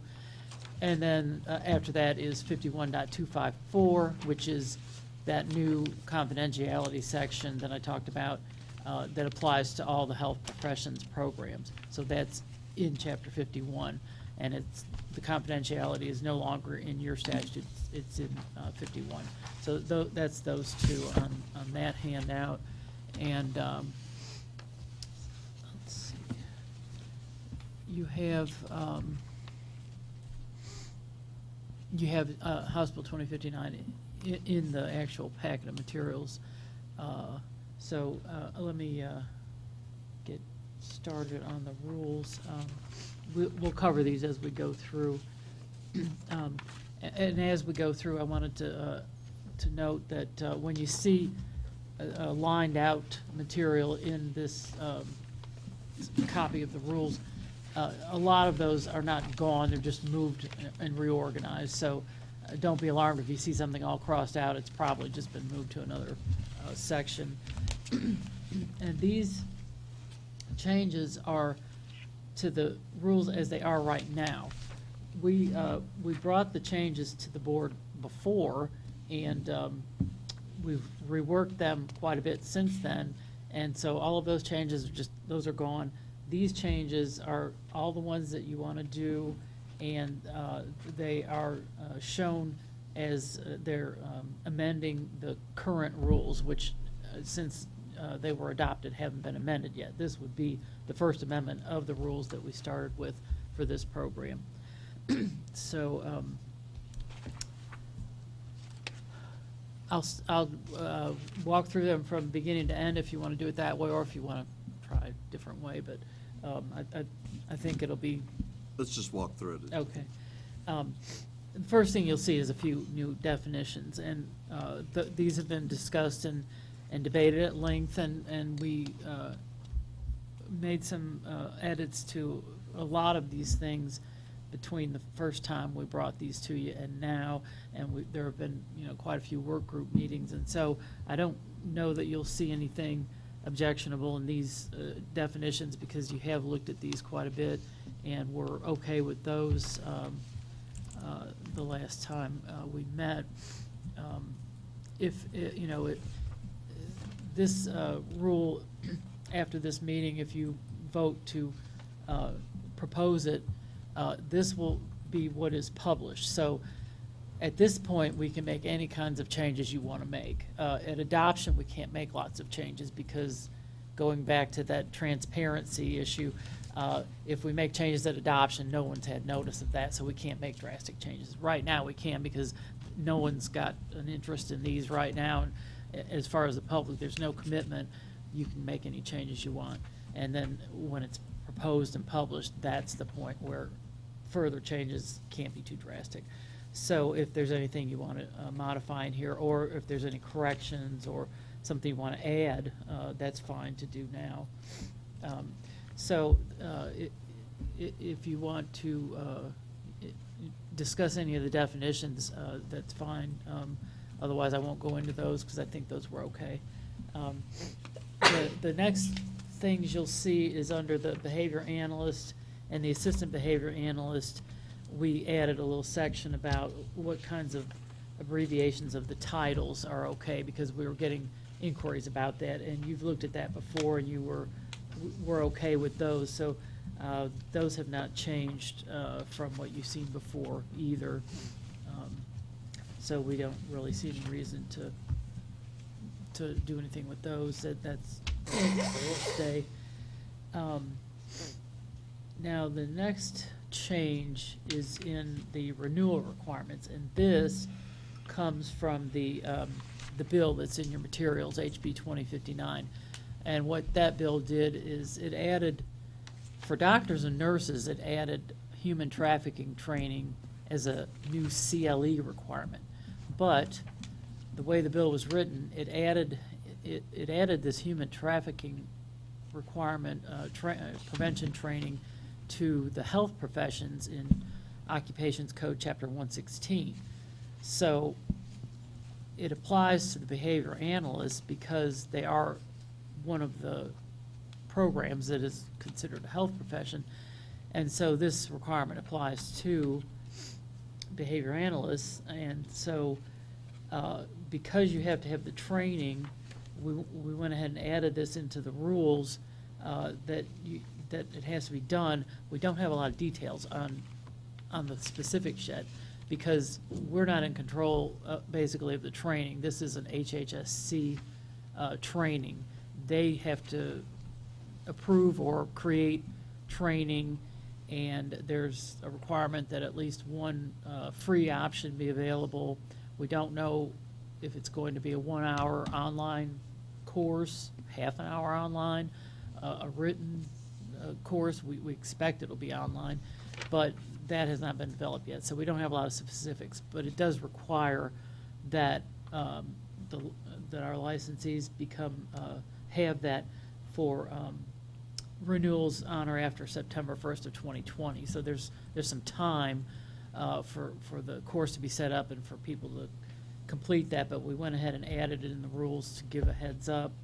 The licensees are probably going to get a notification from us down the road when we have more to tell about this training. And so, and this really is nothing to do with the human trafficking effort that's going on statewide among all the agencies. This is a separate issue about requiring this training for the health professions. It ties in, of course, it raises awareness among the health professions. May I interrupt you? Sure. 1 second? Could I just ask, is it possible for an announcement to go out perhaps before the April emails go out about renewals? Because I can only imagine the onslaught of questions. Yeah. I mean, I have a million right now, but I know we're going to go into it. But just so to try to curb some, I mean, just that might cut down on some of your questions if an announcement's made before the emails go out about renewals. And that's soon. And I've just, in working with HHSC in the past, with the best of intentions, sometimes things move slowly. Yeah. They're concerned that it might actually not be ready by September. It's a concern, but HHSC is aware that they need to have that. I know a notice has been discussed. I don't know if you have any timelines on it. We don't, Mary Winston, we don't have specific timelines. This is an HHSC directive, and we know they're working on it. We provided input as to, what we think and where we can be of assistance. But from what I've heard, they say the summer. But I can kind of give a call to some of the people that I know they're involved and see if they have any more updates, but we don't have any more official information. It's out of our wheelhouse. Yeah, and that's kind of the problem with setting a notice out, because we really don't know what to say yet. This rule, if it's published, is going to, give them some notice there, and it's certainly something that, you can talk about among your industry, that this is coming. It's just there aren't a whole lot of details for any of the health professions yet. And there's Heather. Okay, Heather's going to prove me wrong. Oh, no, I'm not going to prove you wrong, Laura. Heather Muir, Medical and Health Professions Section. My team is assigned that bill implementation, and we are going to begin having meetings with all of the divisions within TDLR to develop our communication plan. So we will definitely include that as one of those items. It is ongoing. We have been in communication and have already started meeting with HHSC to get as much information as we can. And as soon as we have it, we will be giving that information out. This is Stephanie Sokolowski. I've got a question. Is this public knowledge, or is this one of those documents that's in-house and we can't tell anybody? Right, this. This actual, well, not the entire document, but can I tell people about The this? potential that their renewal will be, part of their renewal is going to be this training. Oh, it's, I mean, Yeah. the I mean, bill it has been passed, passed, yeah. the statute has been amended, it's out there, No matter of whether or not people Whether- understood that we yeah. were part of that, Yeah. we were yeah, subject it's- to that code. Right. Yeah, and that's why we're trying to get it into the rules as fast as we can, even though we don't have a lot of detail to give people warning. Well, and of course, the truth is, most licensees don't read the rules. I mean, we're not looking around for the rules. I mean, some people are. Courtney does, but. I just love Dr. This Sokolowski. is David Gonzalez. know.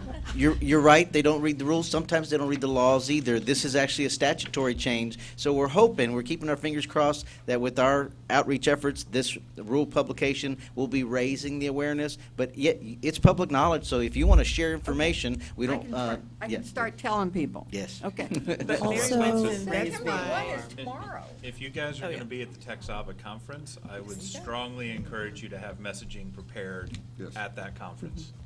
Because that's Heather going to be is your the- best shot to really be open with the entire field in the state of Texas. There'll be hundreds of us there. That would be a big place that don't say it, have a placard, have something on that table that you guys have that gives people notice, because we That's can just shout it not- from the mountaintops too, but That's this just is not gonna until catch. late April, so like Right. if Right. Mhm. Yeah, that's a good point. about renewals beginning of April, then that's a lot of time for. Mhm. Heather Muir, again, yes, Katie, Mary, and I will all three be there for that. I'm not sure if anyone from licensing will be, but we can have definitely a statement, a handout prepared for anyone who comes by our table. Also, we have had articles in our newsletter, so be sure and push people to sign up for that information, because there were specific articles related to legislation that impacted the programs, how it impacted them, and also there was a lot of information on 2059, which is the human trafficking training requirement. Thank you, Heather. Thank you. Thanks.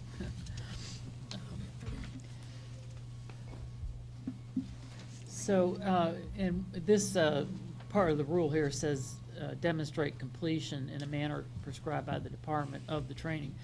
We don't know yet if they're going to be issued a certificate or how, we'd love it if it was some online way to check or work with our database to make sure that they've taken it, because we can ask a question on an application and they can check a box, but it'd be nice to be able to confirm they've taken it, but we don't even know what mechanism is going to be available to confirm it. So, And Laura, Mary Winston, Della Lindquist just piped in. I mean, it's right here, but we wanted to say again that license renewals on or after September 1. So, Dr. Soak, when you head out there and wave that flag and ring that bell, those who are renewing now, don't freak them out. Hopefully we should, we will be working with, and that communication plan, we know we have to have a communication plan, even though we're not writing it, right? So, but we are working, and our RPM staff, Heather and her staff, are working with HHSC to get that done. They don't have to have this now. It is renewal September 1 and after. Thank you, Della. Carla. Thank you. and Della's my boss, so her word is. It's the only reason I interrupted you. Okay, now we get to the fun part. In 12170. We thought that was fun. We're getting to the funner part. Art, just to be clear, you're on page 8? Yes. Okay. The responsibilities of license holders. And, well, you've seen this before, and now it's not as scary as it was because we've removed things and modified, but I'll just kind of lay out. We had grouped it into administrative practice responsibilities and then professional responsibilities. Let's see, that's B is the administrative practice, and then C. C starts on page 10, professional services practice responsibilities. So they're just kind of grouped to organize it somewhat. And so under administrative practice responsibilities, much of this is staying the same, but it's amending number 8 to be, well, one thing we're changing throughout here is because we have a definition for client that very completely lays out what a client is, we don't have to keep saying a client or a representative or a parent and that sort of thing. So that's you'll see that's removed. So when creating a written agreement for services, comply with the applicable professional and ethical standards and requirements, including the BACB or the certified entity. This is really just kind of a rewording, but language that was agreed on in the work group, and you may have seen it exactly this way, or it may be amended from the first time you looked at this, but this section, the amendments aren't too drastic. They're just kind of a reflection of how you all are telling us you operate, and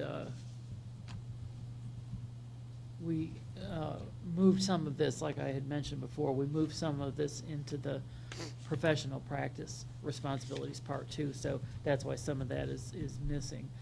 I don't think there's anything in this section that's too objectionable, but anything you want to discuss here, let's see. A lot of this is restated from the way the rules are now, just moved or restated to be more accurate. That administrative practice responsibilities section is not too long, and I don't know if there's anything in there that you wanted to discuss, but we can. The professional practices responsibilities may be more what you'd want to get into, but if there's any questions or you want to discuss this first part in B, we can do that.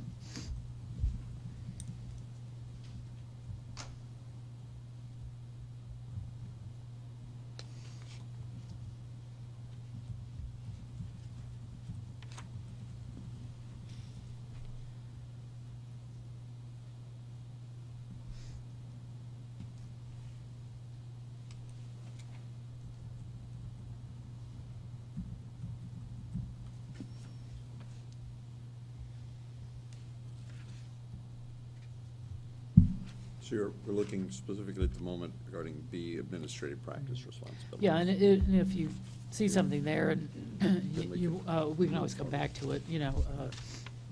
I don't, that's the administrative type things, and I don't think there's anything too controversial there.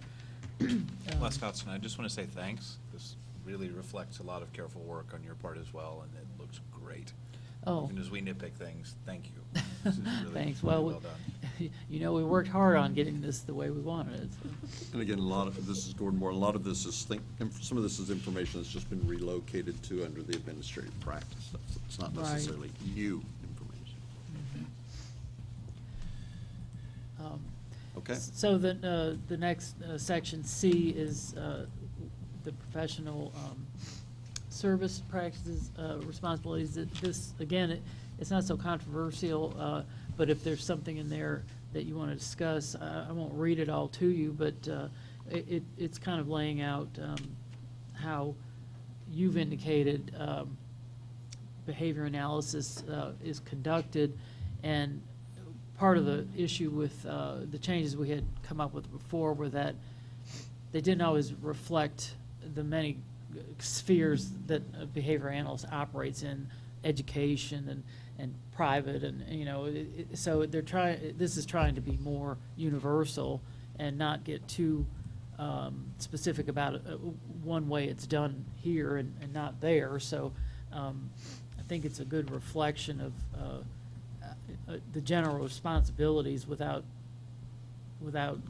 neglecting any particular area, and trying to address all areas. Gordon Borland, one thing we tried to do was attend carefully to some comments and recommendations that Brian Francis made. Please don't tell him we did. But I think he made some very wise observations in terms of being careful that we didn't inadvertently put too much minutia in here.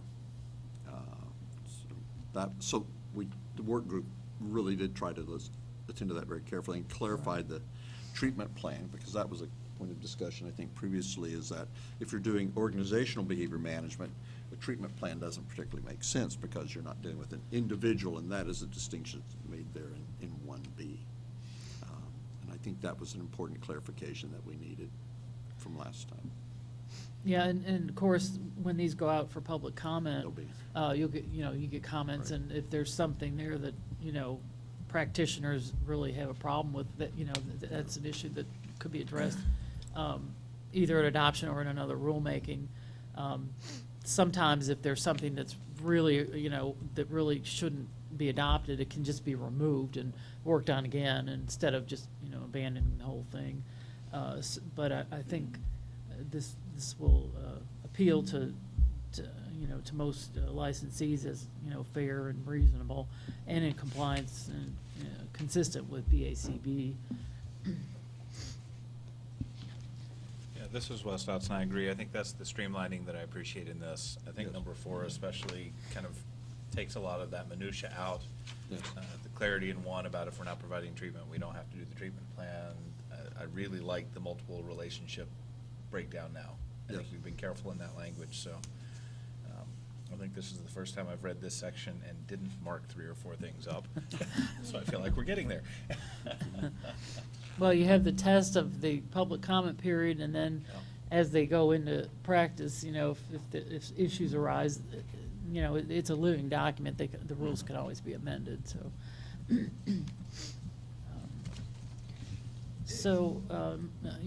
We can come back to any of this again after we get through them all. The Code of Ethics, of course, is next, and there's some editorial change in there, just wording, but the substantive material that we've gone through before this again is a reflection of the work group and the discussion in the previous board meeting when this was proposed to you before, and a lot of lining out is just moving things. I think the gist of it is that it's kind of like the section before, that you've seen it and we've refined it and streamlined it, and I think you'll be okay with it, but this is the time to talk about anything that you feel like needs further change or edit, an addition, a removal. This is Gordon Borland, just speaking as a member of the work group. On page 12, the new numbers 13 and 14 of critical change there was the adding if requested. That was one of those situations that Brian, I think, helped us illuminate us, that we needed to be careful that we didn't obligate every single time behavior analysts provided services, they must do these things or be remiss. And I think it's fair in terms of consumer protections as well, as it stands, as recommended. This is Carol Sloan. I have a question. Items 16 and 17 that are marked through, would those move somewhere or just taken out? The not required purchase by a client, and then I think in that case, they were removed, and I believe Mr. Dodson said that would be covered by other provisions that Yeah, have been added. so I was gonna say, yeah, especially if you come over under the ethical practice in 23A, not engaging in an inappropriate or exploitative relationship. Okay.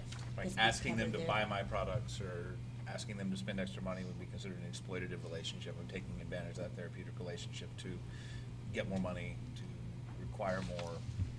So if we were to identify a practitioner doing that type of thing, it would be covered under there. I would consider it think an that- ethics violation, although that Okay. would ultimately be a TDLR determination, but and those of you who are on the work group with me, is my memory of my own position correct? This is Gordon Borland. Well, I think it's part of the recollection. I have no idea what your recollection, what your memory is. But, yes, again, I think that that's an important question, Carol, is that the point was not to eliminate the possible consumer protection there, or client protection, but to just relocate it and perhaps rephrase it, because we had to realize, we had to be very careful. This was one of the things we really labored on. Again, as Laura and Dr. Mock also know, trying to get this where it provided the protection needed without being so prescriptive in detail. And on page 13, some of those provisions very much address it, because they talk about the license holder getting an advantage or a benefit, Right. that's that would be okay. essentially the same thing. So the conflict of interest, so it's encompassed in the ethics code we have, and so it would be enforceable. And this is Gordon Borland, we definitely didn't just merely delete the old 24 about sexual contact, but relocated it. It's 22. Just want to be real clear on that.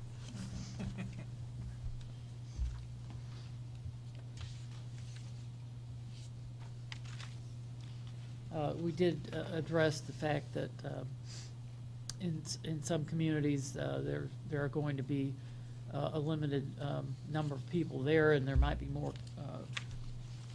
multiple relationships technically where someone's related to someone, and so the way it's written now, I believe it encompasses that there might be a what's technically a multiple relationship. Someone's a relative of someone, and it looks wrong, but we've got provisions to acknowledge it, explain it, so I think this reasonably handles those kinds of situations that could come up without being too prescriptive. And this is what I was asking, I'd agree, that's why with, number 23 on page 13, instead of saying refrain from participating in multiple relationships, it's refrain from participating in inappropriate or exploitative multiple relationships. So it's allowing that a multiple relationship might exist, but that once it becomes exploitative or inappropriate, that's when we've crossed a line. Like that. This is Gordon Borland, just to second that. We realize that in Lubbock, where Wes works, there's probably, everybody knows him because I'm sure he's a public figure.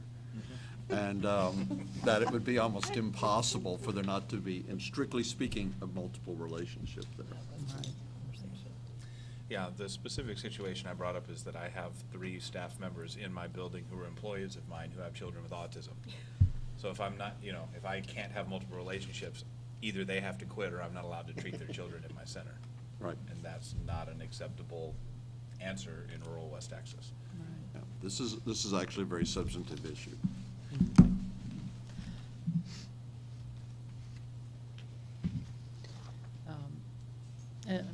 And the last section with changes is in the complaint section, and this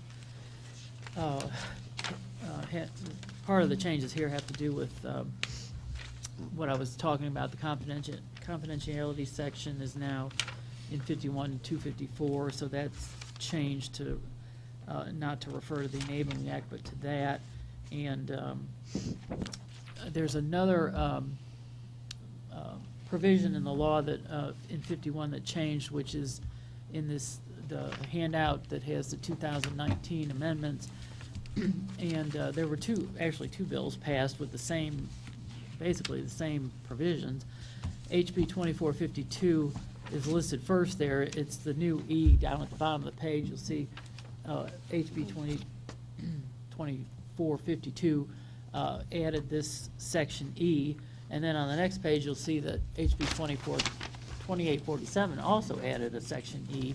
And the two E's are therefore both law, but the one that HB 2847 added, which is the TDLR Strategic Initiative Bill with all of the TDLR changes, that one, in that E that was added by that bill, in the first sentence there, it says, the department may contract with a qualified individual, including an advisory board member.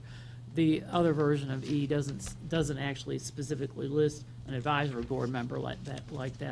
But what that section does, and they're both consistent, is that it provides immunity to board members when they participate in any kind of basically expert witness role in an enforcement action, or even advising us on an enforcement action. If you participate in those things, which that could easily happen, that our staff would consult you about, how to handle a certain enforcement case or what's right and what's wrong here, that you have immunity for that. So we added that reference to the immunity in this section as well, in the complaint section. And it also points to Chapter 100, which is basically the process for handling complaints. It points to that. That's in there. The citation to the immunity in those two bills amended Chapter 51, the TDLR statute, and so it points to that. It points to the confidentiality section, which was amended also by HB 2847, and corrects the citation in the new G.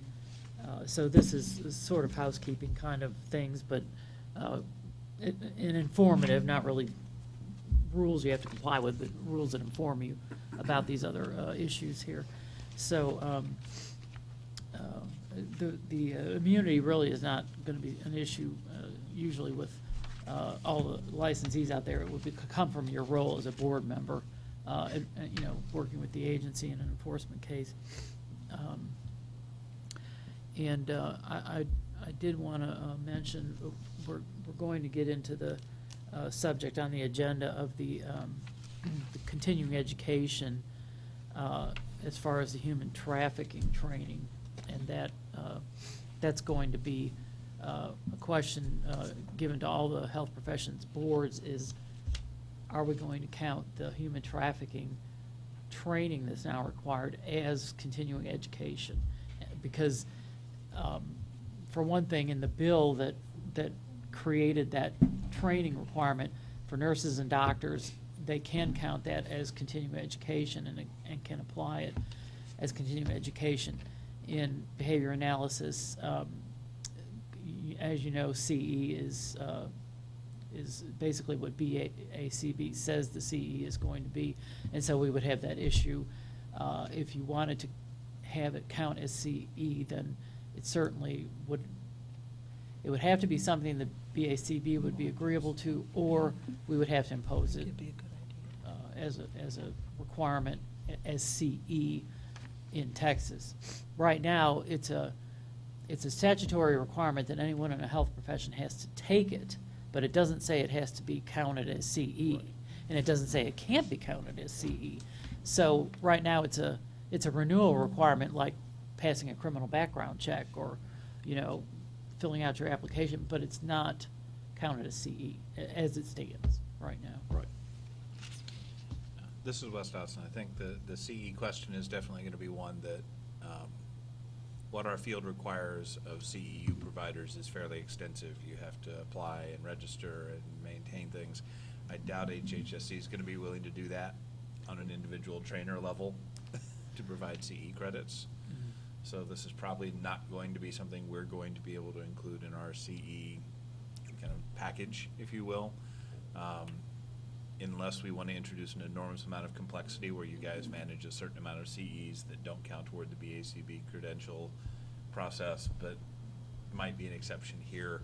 I think it's a lot more clean just to leave it at, if you've got your BCBA, you do your CEs through that and hold it, than trying to introduce some sort of exemption or inclusion for CEs.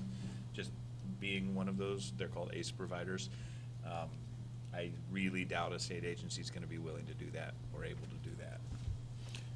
Well, and if you want to have this discussion, I know there's a separate item That's for it, right. so, Yeah, you know. let's, I think this is important discussion, but let's Yeah. table that until we move forward.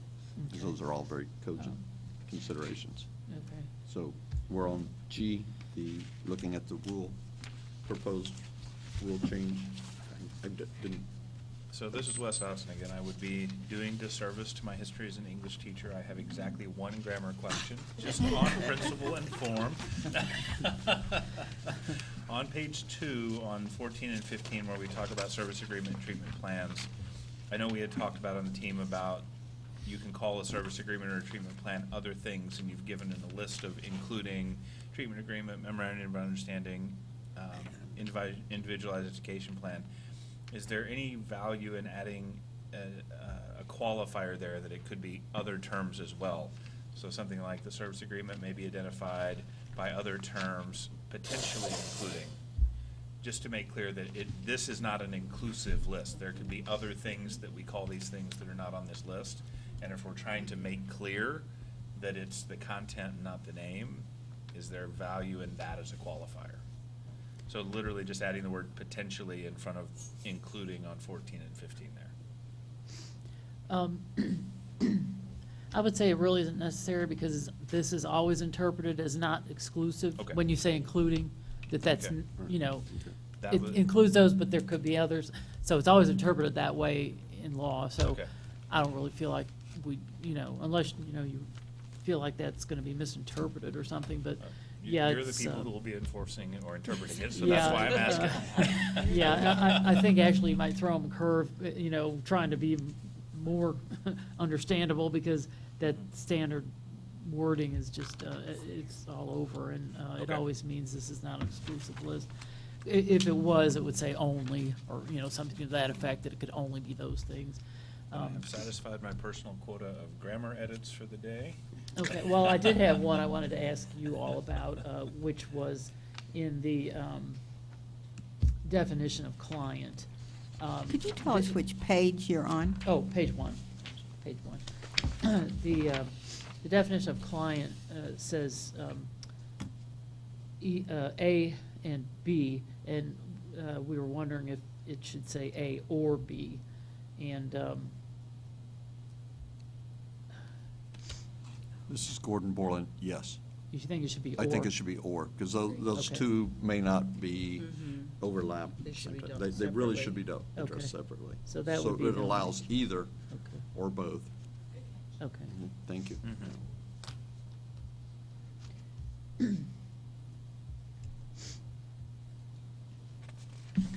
Okay, well, unless there's anything you feel like you want to change now, like I said, we can, go ahead and propose, and then they'll be published, and then everybody will be able to pick through them and send us their comments, and then we'll have another board meeting where we discuss all the comments.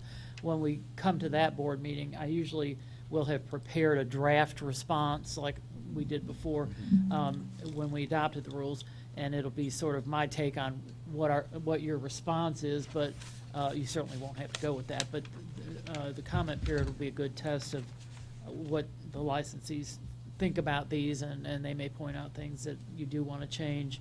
The adoption addresses the comments, whether we agree with them or not, and whether we make changes or not. So all of that would be covered at that time.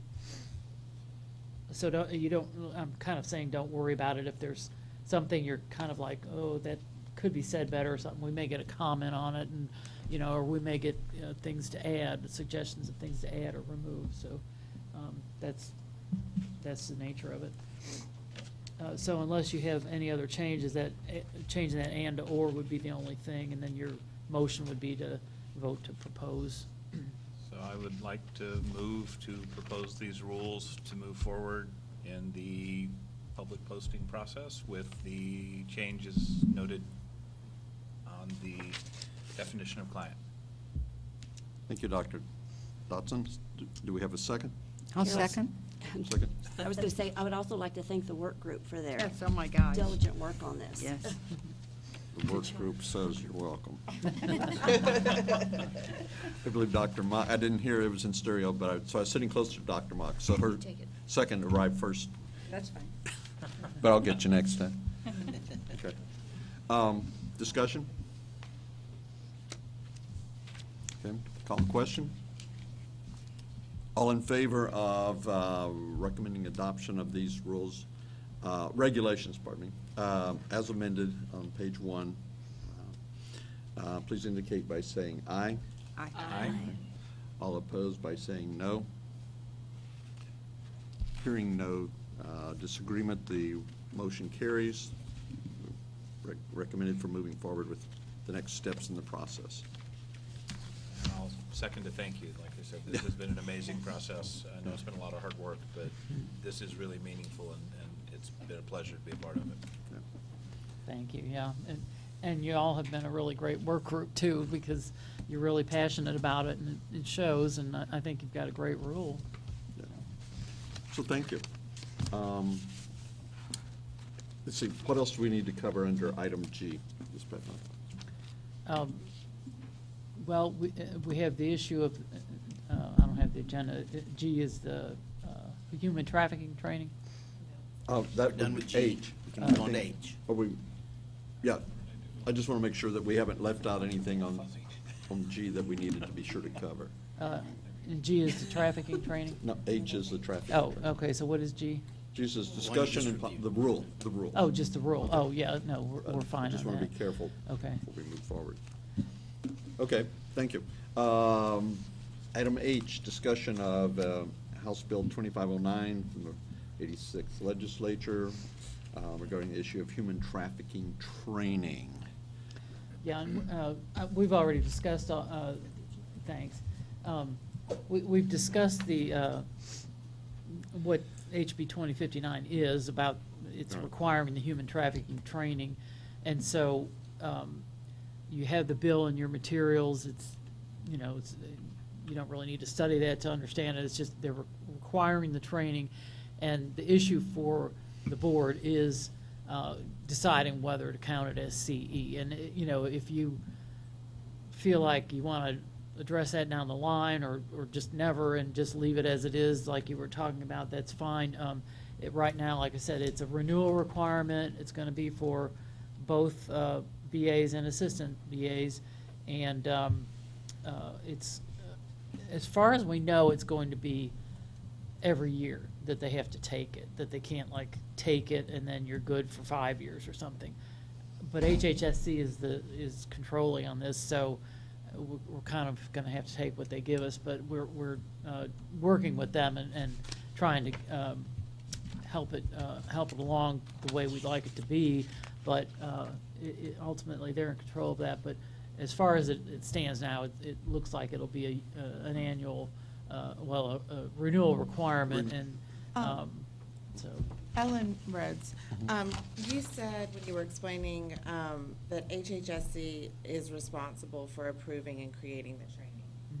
So, I mean, unless there was any wiggle room there, because, I mean, we have the ability to create trainings, and there's a lot of platforms out there that can easily disseminate CEs, but that would be done through like somebody like a Relias or something like that. In that case, people from Texas could log in and actually get the CE. But if HHSC is controlling the training, then I think the conversation's kind of irrelevant because it's never going to satisfy the CE requirements. So I think that's the question. Will it always kind of be in HHSC's hands, or will there be some flexibility in that?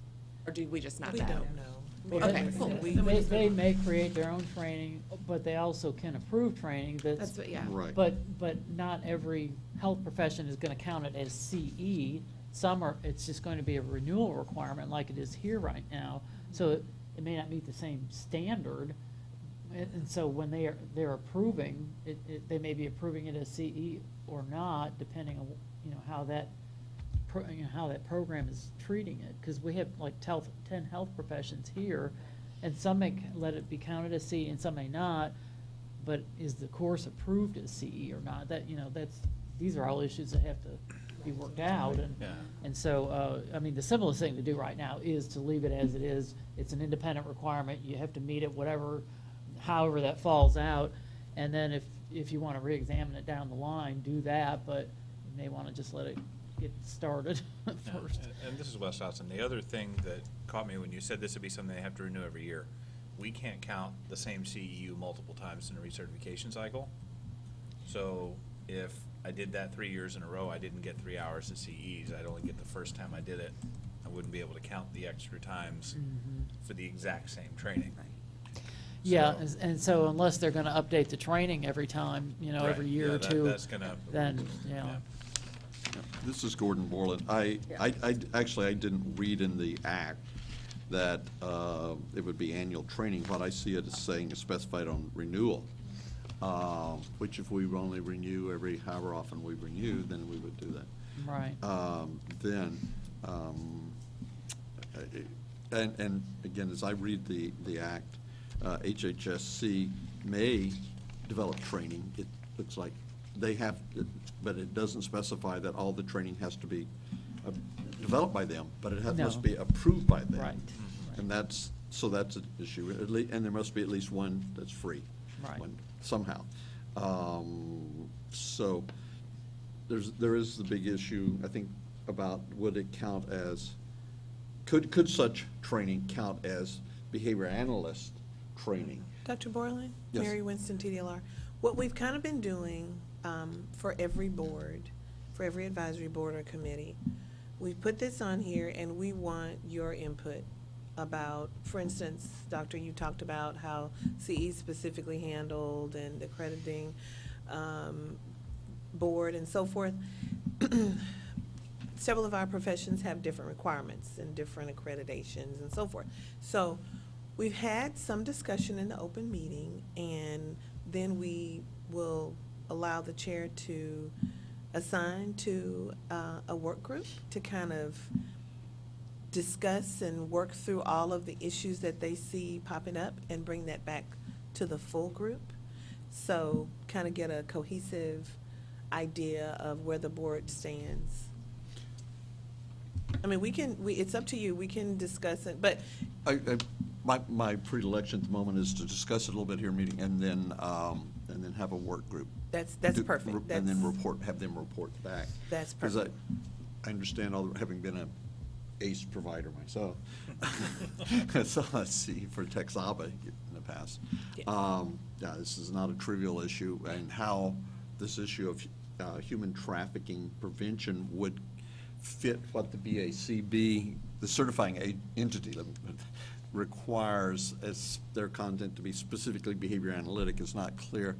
I would like to get some information from them, because I was just, Dr. Mott can tell us that in some professions it is counted. I think in medicine, is that correct? Yeah. Yes. Yeah. Yeah, and this is Wes Dodson. I think there could be an argument made, potentially, that this goes under ethics and obligations to the Yes. community. I mean, I think there could be arguments made. I think for the work group, it would be continuing to seek guidance from HHSC, because the equation would be changed if they could approve a training. If you had a CE provider who already is an established provider of CEs, who Sure. could develop a training that met these requirements and offer it to behavior analysts, that might be a possible mechanism to make this sustainable or more logistically doable. But I think that is a discussion for another day, in the sense that's going to take a lot more clarity than we currently have to kind of know what the mechanism would look like. It's definitely an important enough topic that it's the sort of thing I think we should be talking about, CEs or otherwise. So I would be very interested in seeing how we can incorporate it. But we've got I don't know if they're unique, because I don't know all the other fields, but our CE requirements are pretty restrictive in terms of what it takes to get CEs. And so we're going to have to really look at it, not only the logistics, but also, as Gordon said, the content of what goes into that training as well. Laurie Snyder, I think where it would benefit in the field of behavior analysis is in the clients that are the population that is, and Wes would know this, speaking on this often, that our population, the teens that our behavior analysts work with, that they're very vulnerable, and maybe looking at that area of where maybe we don't address it the way that it could be. We know that many of our clients are at significantly increased risk, both for victimization and for being just caught in this web. So it is a pressing problem. Yes. Gordon Borrell, I completely agree. I mean, I've been in those situations, and I go, this is important. So part of the issue is then what would it take, or is there some way it could be presented, that training could be presented in a way that would be sufficiently behavior analytic in content and or comply with or fall under the ethics and treatment of clients section. I think it could be done. I've actually spent some time thinking about how, if I were charged with doing that, could I, and what would I do? So I think it's conceivable, but I don't know. I think what we should do is appoint a work group to address this, the Human Trafficking Training Prevention, or Human Trafficking Prevention Training Work Group. We need a Sorry. better acronym if we're going to do this. Yeah, we're going to have to work on that. The word order does make a You're significant not trying to difference. prevent the training. We're trying to- the training is to. Trying to train. Yeah, Yeah. just want to be real clear on that. So, I think we should do that. I'm not sure, I'm looking for guidance now for how to do that. I know in the past, when we established work groups, we got some indication from people who would be interested and willing and thought they would have time available to participate in the work group. And I suppose right now, if we ask any who would be interested, probably we would all say, yeah, me. And we know that work group needs, composition is 4 members of the board, and we want to have a variety of members reflected. So in terms of public representation as well as professionals. So the guidance I'm requesting is how to go about that. Last time, we had about 3 work groups being set up, I think at once, early on, and we had people indicate their interest in doing so, and then the chair made a call. So is that what we should do? So the chair's discretion on this, obviously, the volunteers of the group also affect what your options are. Okay. You can do either. In many of our advisory boards, it's just a verbal here. It doesn't have to be a secret list, secret ballot, or Yeah. anything like that. So you've got the whole group here. Okay. Here's what I'm thinking. I'm thinking we probably should take a break imminently. Okay? Uh, And probably a short break, so we can finish. And then maybe what I would like to know is for the members to indicate if they're interested in that. If you are, fine, and you think you have the time available, that's another issue. If you're not, that's fine, not a problem. So I guess, trying to think. And we grab you at the break? Is that Oh, how I we was thinking indicate? someone could perhaps legibly write their name saying, I'm interested. Anybody want a 3x5? Oh, And the excellent. meetings can be, and usually are teleconference, you don't have to travel, Yeah. you know. Right. Unless you want them, you know, in person, but. And to avoid Mary Winston quorum, we know we have to have less than the majority. Right, so that would be, so that's why we have specified four members. Okay, anybody? You all have a fantastic chair of the board. He's being so diplomatic. You want that Most of- 5-minute break, though? So let's Gordon? take a, okay, 5 minute, 10 minute? How far is the restroom? Go ahead and make it, How make busy it are they? 10. Don't rush yourself. Okay, let's take 10 minutes. Think the meeting is recessed at, oops, 12:16. We'll resume in 12:26.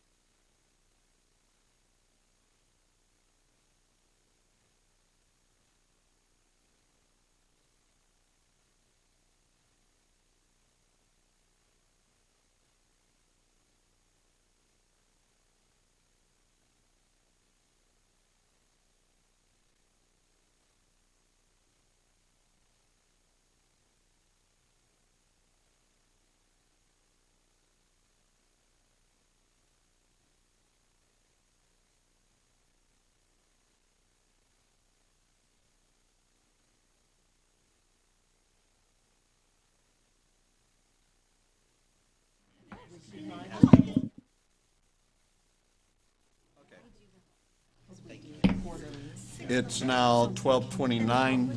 We'll resume the meeting after our refreshing break. Let's see. We were on item H of the agenda regarding establishment of a work group to address education examination work group, I think is what this would fall under, specifically addressing continuing education or training, human trafficking prevention training.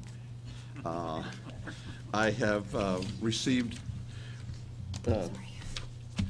4. Okay. Everybody still up on the dais here? Nobody got taken out in the back? Yeah. Nobody appears bruised, we're okay. So, 4 people have indicated their interest in participating in this work group, this very important group. I have Ms. Snyder, Ms. Rhodes, Dr. Sokolowski, and Dr. Dotson. Unless anybody would like to point out their obvious moral turpitude in public. I guess not. Then I would like to nominate those, appoint those folks to the committee, and I'll so note on the paper. To the education? To the Education Examination Committee. Thank Specifically looking at the human trafficking prevention training issue and related matters such as continuing education hours for that. Okay. So I think that with that we conclude item H on the agenda. Moving forward to work group reports, discussion regarding work groups. I just lost it. Not right here. Okay. The standard of care work group, we're looking at a report from them. I don't know if there's someone who would like to be the spokesmodel for that group, Wes? Yeah, I was asked to present that report, so I will happily do so. We met on September 16th, 2019 to discuss, review, and draft proposed rules based on feedback from our General Advisory Board meeting on December 6, 2018. We reviewed and drafted rules regarding definitions, titles, abbreviations, administrative practice responsibilities, professional service practices, all the things that we've discussed in that earlier letter. And then the rules drafted by that standard of care work group we've already reviewed here as part of this meeting. So really our biggest update is that we got those rules to you, and we as a board have passed them, so go us. Any comments or questions regarding that? Again, I want to thank all the members of that group that invested a lot of time and behavior addressing those very important issues. I think it's productive. Just regarding other work groups, we have, prior to today, we had 3 existing work groups. I'd like to just review them and see if people are still interested in participating. We need to replace at least one person on one of the groups. The enforcement group has been Dr. Sokolowski, Ellen Cato Rhodes, Mr. Brian Russell, who is not on the board now, a public member, and Dr. Wes Dotson. So we need to replace someone on that board, a public member, on that work group, excuse me, a public member, I think is crucial.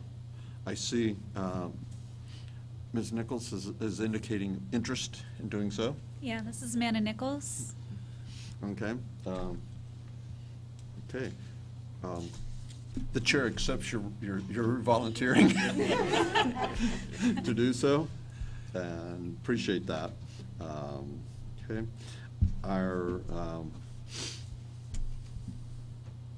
The licensing work group, composed of Dr. Sokolowski, Ms. Cuellar, Ms. Sloan, and Dr. Mock. I'm going to assume you're willing to attend unless you kick me or something. Tell me otherwise. Are you willing? Okay, thank you. So we'll continue with that assignment. The standard of care work group, the members have been Dr. Mock, Ms. Snyder, Dr. Dotson, and me. You folks, I would be pleased if you would continue in that role. Okay. We will, and I'll get that information to you, Ms. Luna. Okay. And just so we can address the public comment that was received, it may be appropriate to assign the QABA to that particular work group, the licensing work group, may be most appropriate. So we have the letter received. Oh, Public okay. comment. I'm tracking with you now. The work group, the licensing work group, yes, let's add that to their charge. I don't know if they have had Had much time to yet. review it, right? But, so if you guys can meet and arrange a time with staff. Staff will be in communication with you to follow Right. up on that. And then begin working on that issue with recommendations and so on. Okay? Thank you, Mr. Gonzalez. Who is it?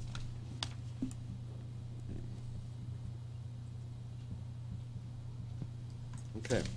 So, Dr. Borland, I've got a request. Yes, ma'am. So, to help my memory, could we have a list of the work groups and who's on which work groups before we get the minutes? I mean, just thank you. Yes, I'm sure we can do that. It'll be simple. However, if you really want it before we leave, I will make it available where you can photograph it. I don't need it this No, I know. instant. Right, but I think that's. It's a lot to track. We'll get you a Before list. next September. Yeah. Yes. Yes, thank you, yeah. So it looks like we have updated that, so thank you for that reason. Okay. All right, item J, discussion and possible action related to the penalty matrix for the behavior analyst program. I believe that's information we received in our packets, so we will.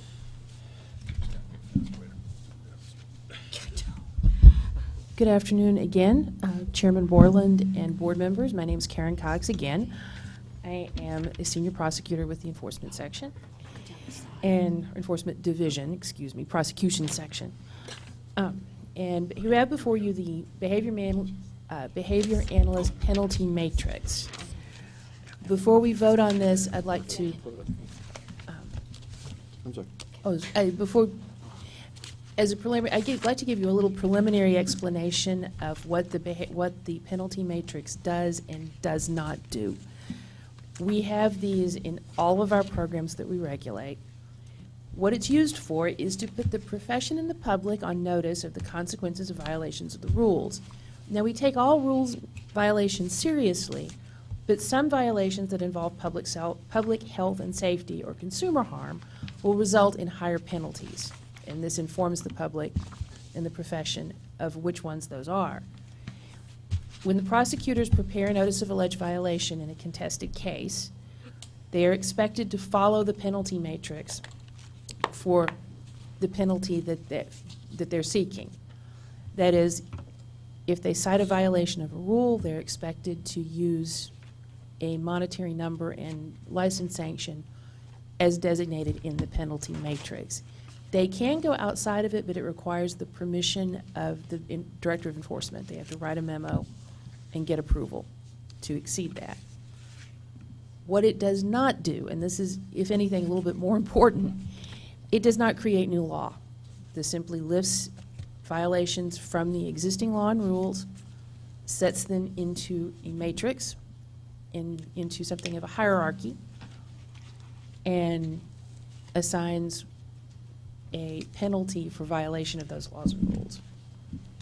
It only comes into play if the lawyer decides to pursue formal enforcement action. We don't consider the penalty matrix if someone's going to close the case without action, obviously, or if it's going to, we think that a warning letter is an appropriate way of closing the case. And finally, it does not bind the commission. We will seek a penalty within the penalty matrix, but if the commission doesn't agree with that, they are not obligated to follow it. At the end of this presentation, we're going to ask you to vote to recommend this for adoption by the full Commission on Licensing and Regulation. Let me give you a little background of how this particular document was drafted. Enforcement staff, basically me and my co-counsel, or the other attorney who handles health program cases, Jessica Hurtado, along with the invaluable help of the people I introduced earlier, Griselda Perez and Chris Russi, developed a rough first draft. We had an enforcement work group meeting on October 25th, 2019, attended by Dr. Wesley Dotson and Dr. Stephanie Sokolowski. And Dr. Sokolowski and Dr. Dotson went over our draft and made suggestions and corrections. Oh, and yes, Ms. Rhodes, you were on the phone. I'm sorry. So it was, the three of them met with us, made important suggestions and corrections, and the document that you've got is the result of that meeting. One of the things, some of the things that this particular document does, we're seeking a single range of penalties for each class of violation. We are moving in this direction for all of our programs. Some of our legacy programs that we got before 2017 have what we have a single number and a first, second, and third violation. We found that that was a poor fit for the model of regulation for DSHS. And you're a health-related program and fall within that general category. That there are violations of your rules that we do not want people to have a second chance at. That if you do it once and are convicted of it or found to be liable for it, it would be license revocation at that time. So we're recommending this approach for all the health-related programs. We don't expect very many enforcement cases in this program, as you heard in my presentation earlier. So far, we've had none. So we see no reason why that wouldn't continue. But this is not a program that's going to produce a lot of violations, and especially a lot of repeat violations. Let's see. And the old first, second, and third violation often caused a lot of confusion with the commission, and especially at SOA, the State Office of Administrative Hearings, as to if you have if you have your first violation is a Class D and your second violation is a Class B, is that really a second violation? So just having a penalty range that allows us to pick has been much easier to explain to the public and understand. Another important thing in health programs is that we set out the standard of care violations separately. Standard of care violations are ones where we will always seek an expert opinion. These are because health programs involve services provided to clients. There are far too many confounding factors for the agency to adopt rules stating that you have to treat a certain set of behaviors or use a certain set of treatments every single time. So you have the standard of care. That is, if a person has a level of autism and certain behaviors, they're typically treated one way, but there might be a confounding reason that someone treated it another way. We will always seek an expert opinion in those cases. Those standard of care violations are set out in the Class C section. One example is and we have a numbering system in yours that will not be in the final published version, but if you can look at C23, it's the last one in standard of care violations in Class C. It says over-treating persistently and flagrantly. We would need an expert to tell us what that is. And let's see. May I have your question? Take your questions at this time.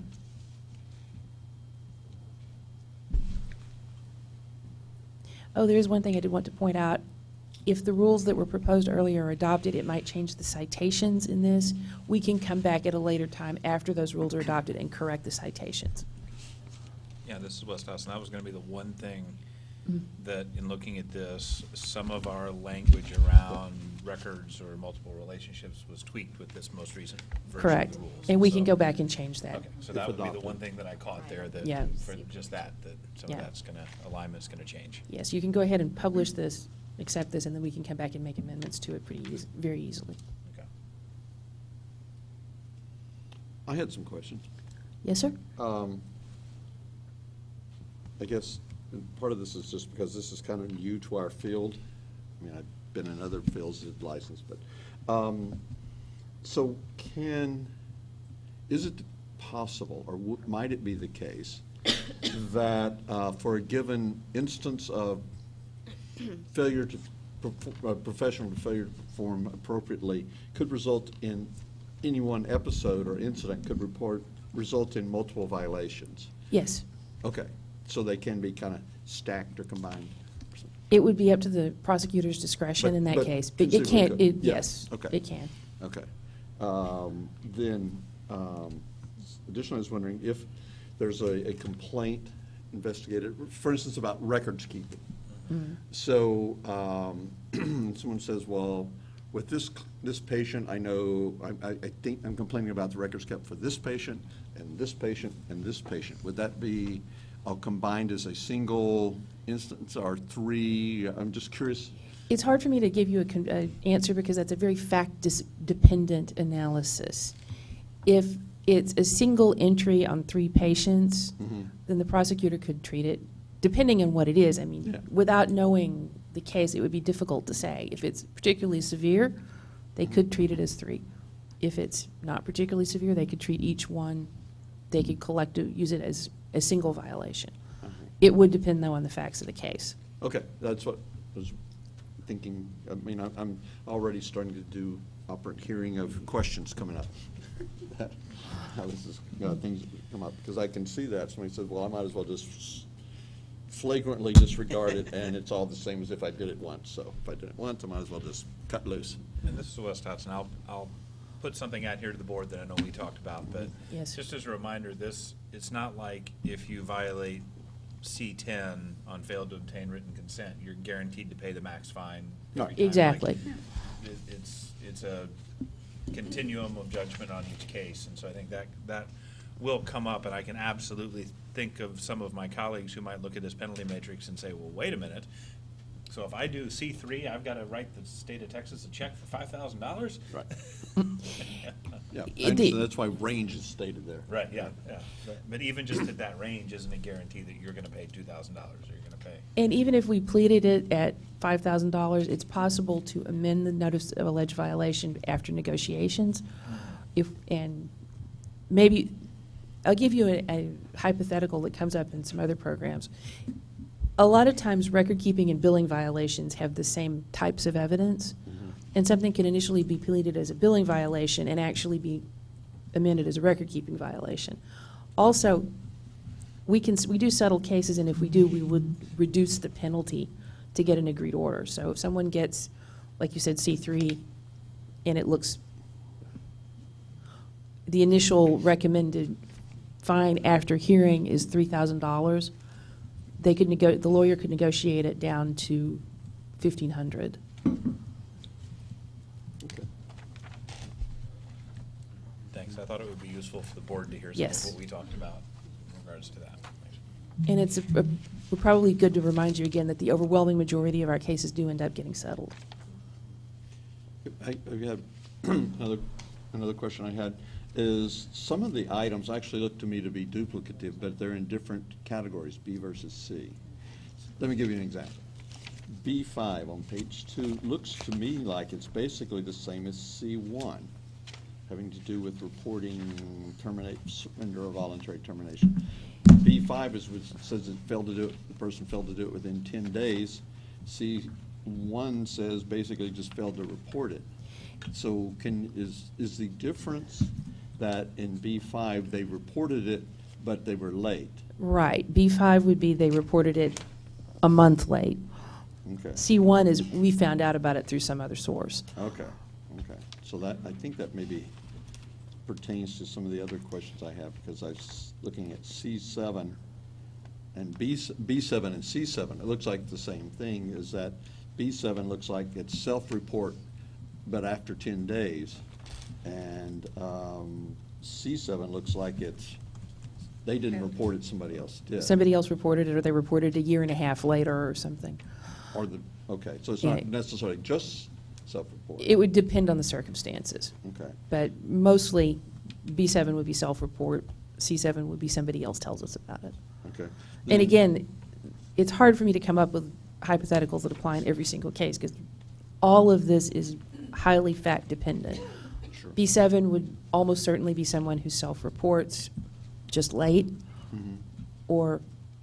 and C7 would be something that's got more compounding factors, making it a more serious violation. Or it could be a person that realized a year late, oh my God, I forgot.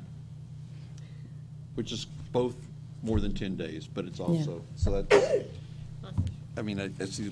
It would depend. I mean, it's hard for me to say without, Seems like again, there's discretion there, okay. this is definitely more art than science.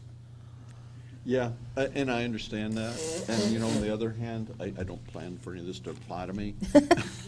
But I can see how, it's art versus, if there's not some degree of precision, then, That's what the penalty matrix is designed to do. It's to provide a guidance to the It's- attorneys. Okay, these are guidelines It's- essentially. yes. I think that's an important, Yes, that that we- it's not,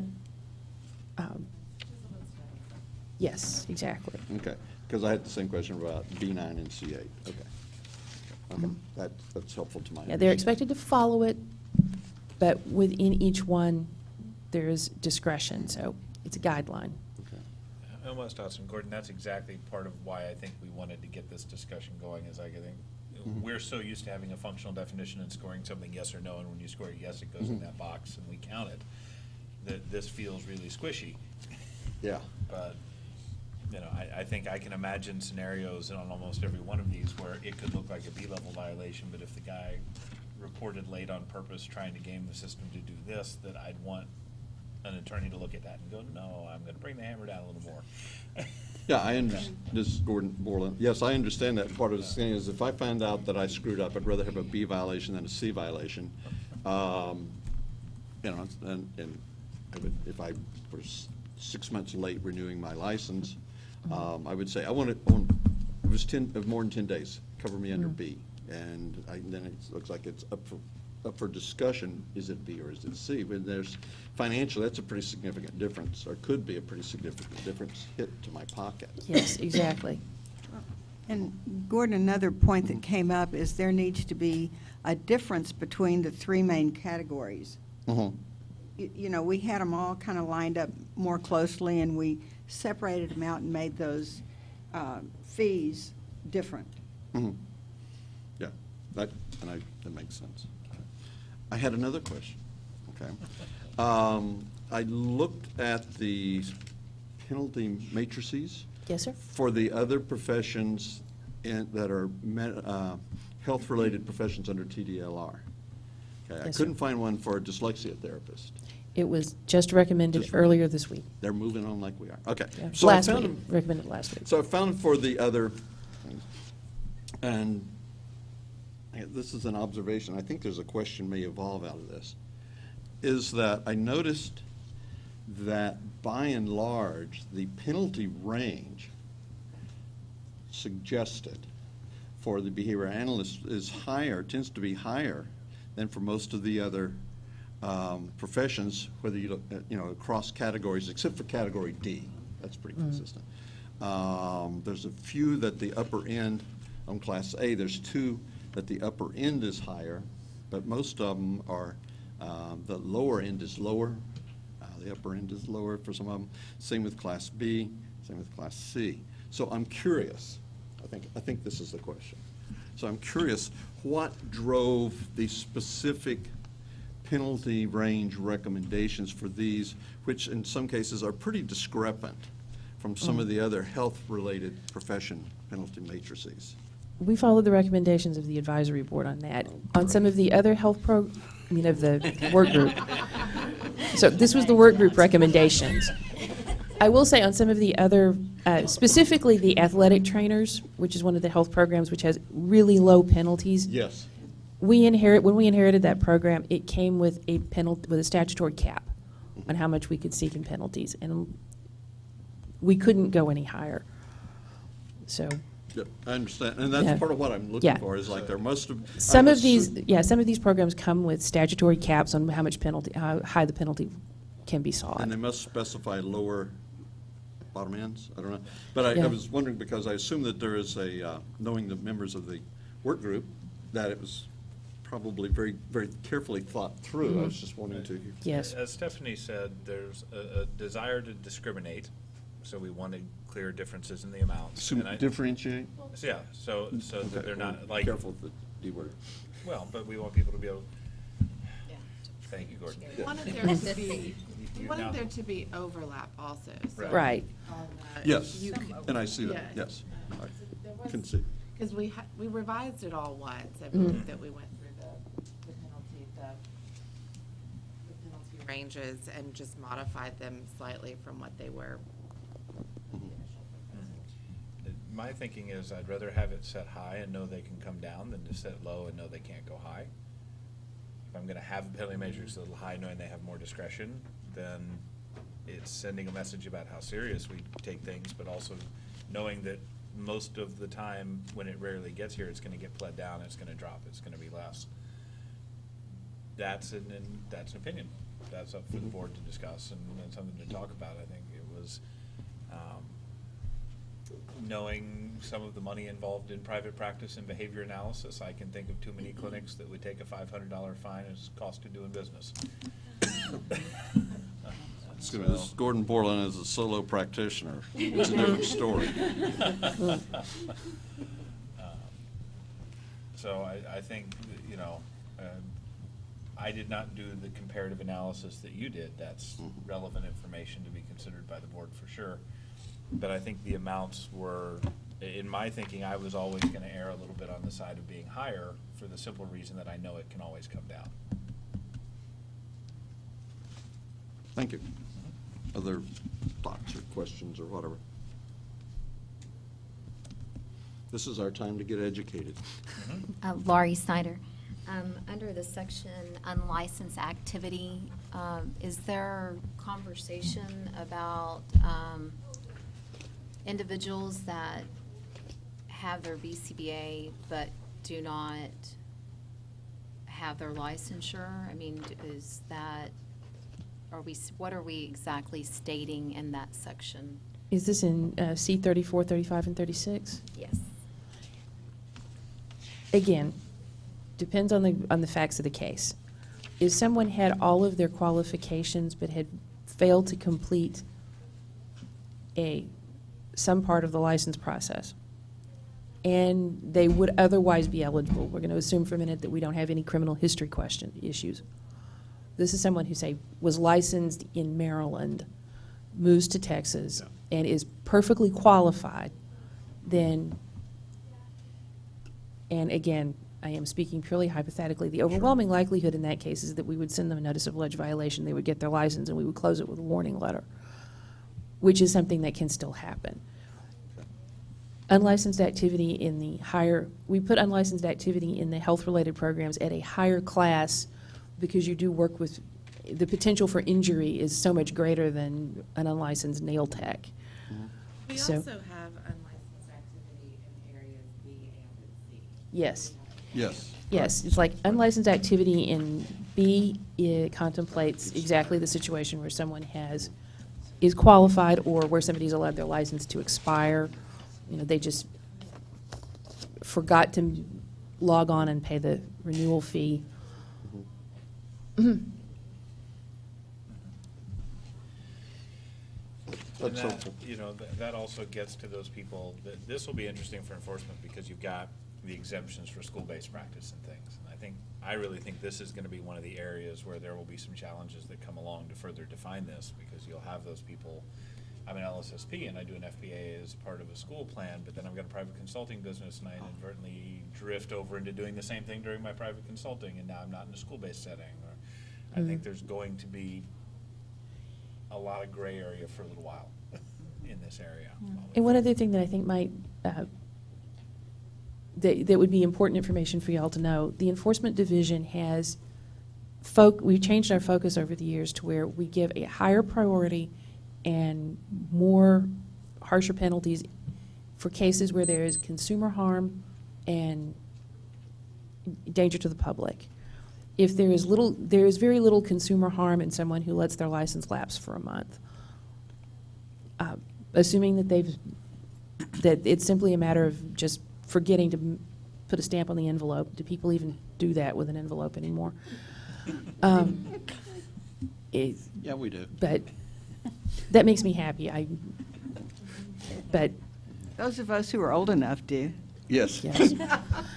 Laurie Snyder, what about for individuals that may have have their master's in education, or they may be an SLP, so their primary profession is not doing behavior analyst work, but they do have those credentials and they use them in their titling, but they don't use LBA in their titling.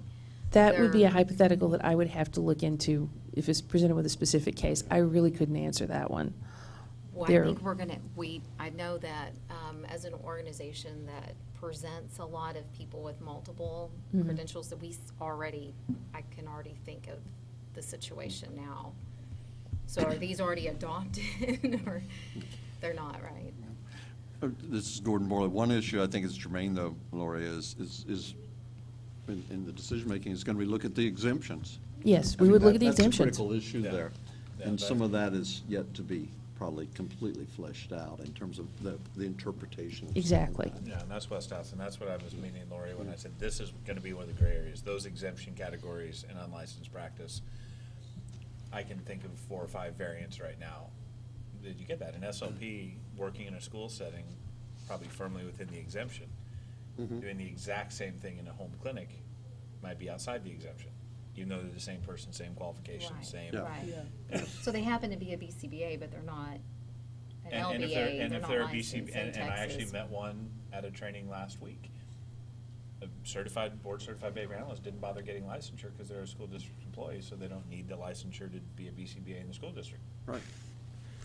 So what would the suggestions be to handle that? We have to follow the exemptions, like there's nothing to handle if they're within exemption in law. Okay. And it's important to remember one final thing. This doesn't come into play at all unless we get a complaint. So, Excuse me. Yeah, this is Gordon Borland. Another issue I think that's related to this is going to be, what is the practice of behavior analysis? That goes back to the law and the interpretation Exactly. of the statute, because I know And that's an issue that somebody has, just as a old person in the field, they asked me, what do you think about this? And I said, well, here's what I think it means, but that's not an official ruling. I can't address that. And I think that's something that the board may need to address, is what is the practice of behavior analysis, because we all know that there are people that in their graduate coursework perhaps had one course, if that much, on behavior modification, as they called it, and then claim they are competent to practice ABA. And I think that's probably not acceptable, but somewhere there, I'm not sure where the delineation gets made of what counts. Is it what's specified by the BACB's task list and those things, or what? But I think that's going to be one of the issues that will bubble up, is related to what Dr. Dotson said. and I can offer the board an opportunity to help us with that. These are the Oh, kind we of will. cases that we would refer to an expert. Yeah. If you are interested in being expert witnesses for the department, please contact me or contact our department, because we have a brief training, there's a process that we can get you as experts, and we would love to have the assistance. So if we have cases like this, then we have someone that we could ask, can you please help us delineate the borders of this practice?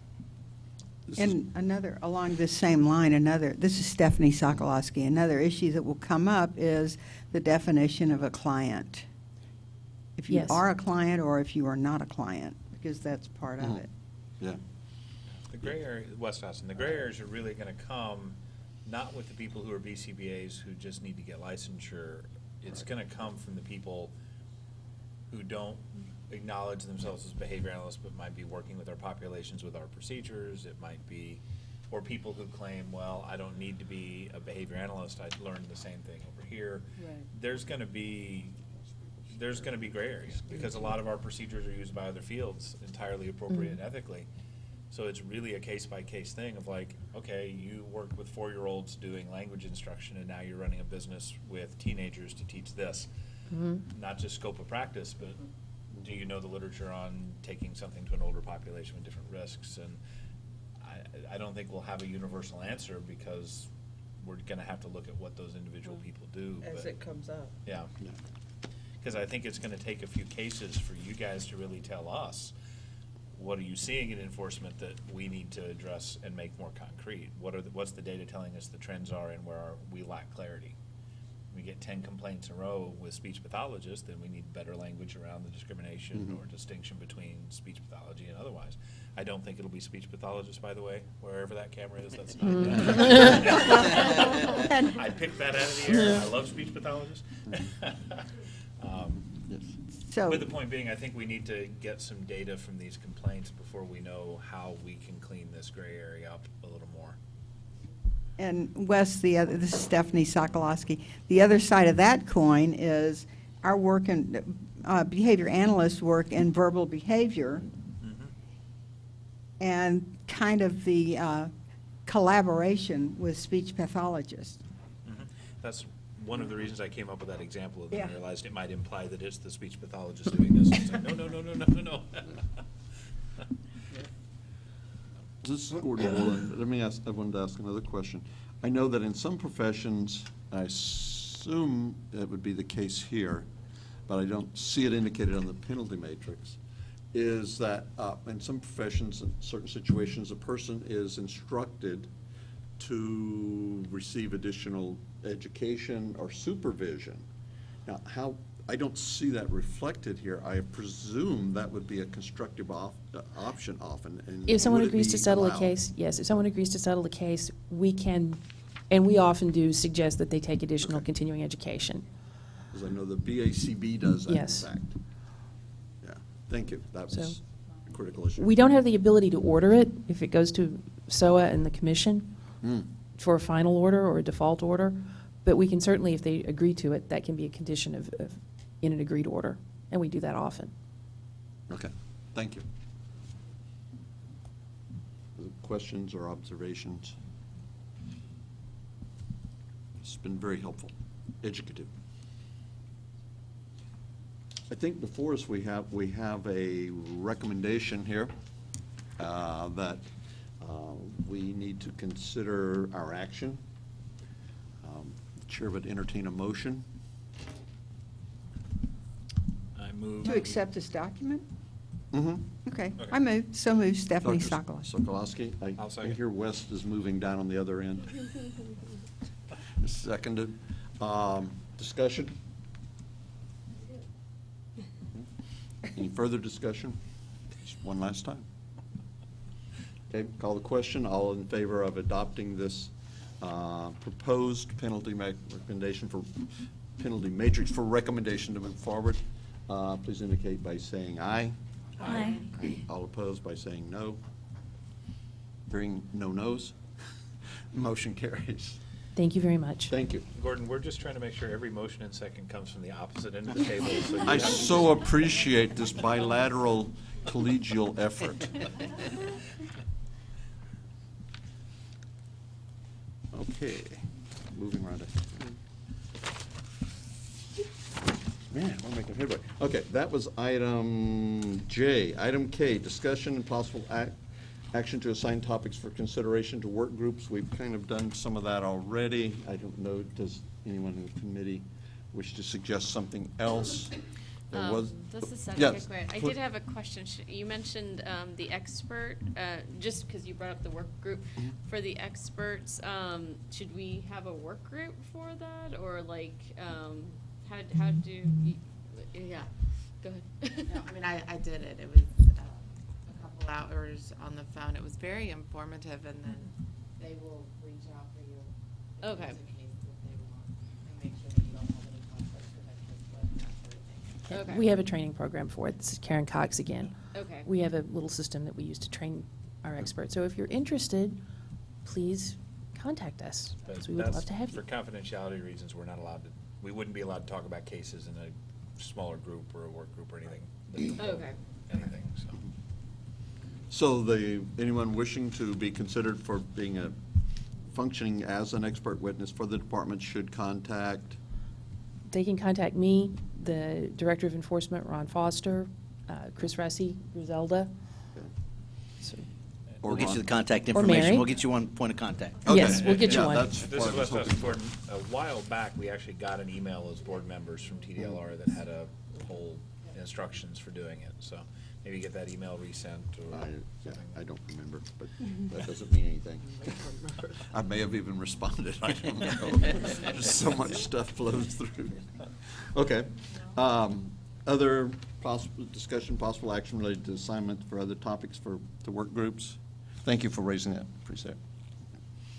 I'm guessing we'll not at this time. Recommendations for agenda items for next board meeting? I'm going to jump in here, Gordon, West Hudson. I don't know if this should be an agenda item, but given all the Medicaid and insurance stuff coming up on the autism side of ABA, is this something, we've never really talked insurance practice and the integration of that sort of thing directly as a board. Would there be any value to us as a practice board kind of introducing that as a topic to consider, given how many behavior analysts don't have a lot of experience working Medicaid, working insurance, and just something that might have an impact on where people could get in trouble? This could be something that leads to violations if they're not familiar. I'm not phrasing this super well, but I'm wanting to make sure if we have a way that we can help the practice of behavior analysis in terms of insurance billing and kind of the impact of some of these state mandates coming down, that it be something we talk about. So this is Stephanie, I've got a question. Are you saying that we would need someone to come do a presentation to us about the status of where we are on that topic? Not necessarily. I just want to introduce it as a possible topic that we might talk about. I could see it in falling into scope of practice. I could see it falling into enforcement, some of the areas that we have. Like I said, I'm not articulating it well because I'm not even sure it's in the purview of the board. I just know if we're representing the practice of behavior analysis that this is going to impact the practice of behavior analysis in Texas when this mandate goes through. Ellen Rhodes, I would think that it would be something that after the rules and everything are published through Medicaid, if there's any conflict with our guidelines and the rules that we've established through TDLR, then it would come into our purview. But I think as that- far as like writing the rules and working with HHSC, that's something that the Texava Public Policy Groups pretty much got handled. No, I think that's a fair point. I'm just wanting to make sure we're considering it. I think that may be, your suggestion resonates with me, that like, let's wait till they tell us what the rules are and then make sure. And see if there's actually a Right. conflict or things that we need to modify. David Gonzalez Tito, that makes sense. You put it out there on the public record so they can be marinating on it a little bit, and if it comes up, we can talk about it later. Yes. And this is Stephanie Sokolowski. They are establishing a work group to have the pilot for the Medicaid determinations, what the state will do about that. So it'll be a couple of years, actually. I mean, seriously. Whoa. This is Joyce Mock. I was with the medical director of HHSC this week, and they're still looking at implementing this spring. So it'll be very soon. Right.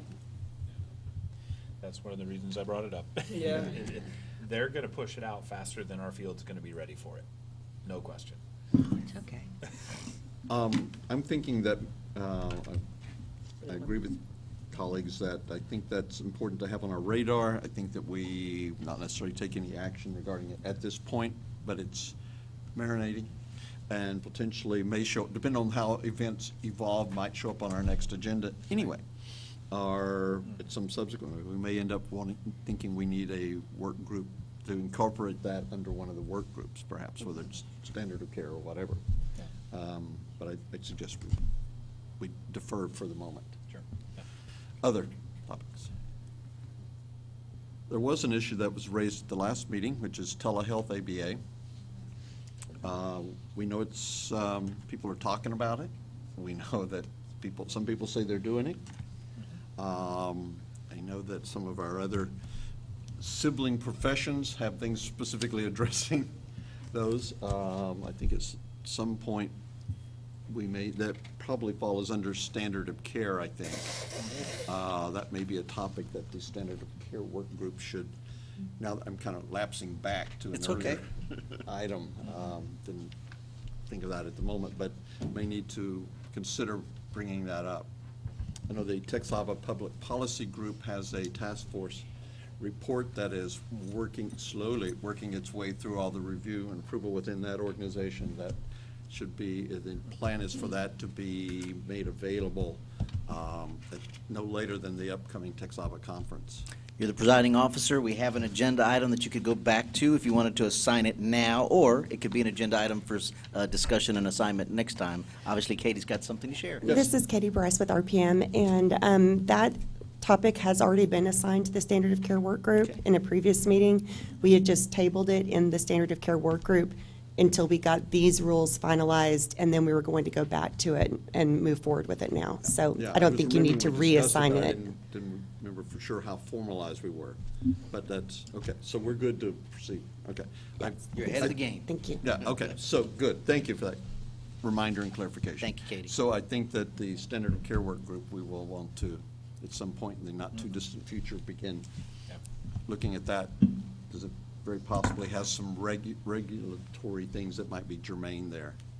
There are some consumer protections that are very important, and just good practice things. And there's West Nelson, I think that's the exact same thing for me when I thought of the Medicaid Yeah. stuff. It's like, it's that same idea of like, and Ellen said it better, is like, once those rules come down, once we get more clarity, we really need to make sure we're not putting ourselves in a bad spot. Yep, yep. Okay, so, I don't know that we've specifically suggested a new agenda item other than probably the Standard of Care Group. We'll have the rules to bring back to you that have gone up We for will have publication, that. so we'll That's definitely have those to come back. That'll Public comment, I think, will probably be. Yeah. Other suggestions? All right, item M, discussion of date, time, and location of next meeting. I'm going to just go and take a flyer here and say probably location's easy, probably here. Yeah. Yep, you got that right. And we'll probably just poll the board to see the availability, see how the rules go through, so we can make sure that we've got all our ducks in a row and get with you guys if Right. that works for y'all. Right. So to just review for a moment, so given that the board recommended those regulations go forward, those will then be published be disseminated, published in the Texas Register? That's correct. Correct? I'm just kind of looking at timeframes, because that may kind of have an influence on when we might want to reconvene. So how soon might they show up in the Texas Register? I know it takes some time to get everything ginned up. Well, they're still in governor's office review, so we can't publish until we get the governor's office approval. So it's kind of hard to say. Hopefully within sometime in February, we'll have the approval and be able to go ahead and publish. And then we have to allow at least 30 days for window for public comment, and then some time after that to review. Yeah, and comment. then the board meeting would happen. So, we could set a March. date now, but Yeah. it would probably have to change, because we just don't know. Okay. I've got this is Stephanie Sokolowski. I've got a question. We're discussing agenda items for the next meeting. If I come up with something, in 3 weeks, Send it to the advisory board. send it to you guys. Okay. Advisory.boards. Mhm. Okay. Yes, yeah, that's important, thank you. Okay, so the date and time of the next meeting, actually, I bet it's probably going to be 10 o'clock.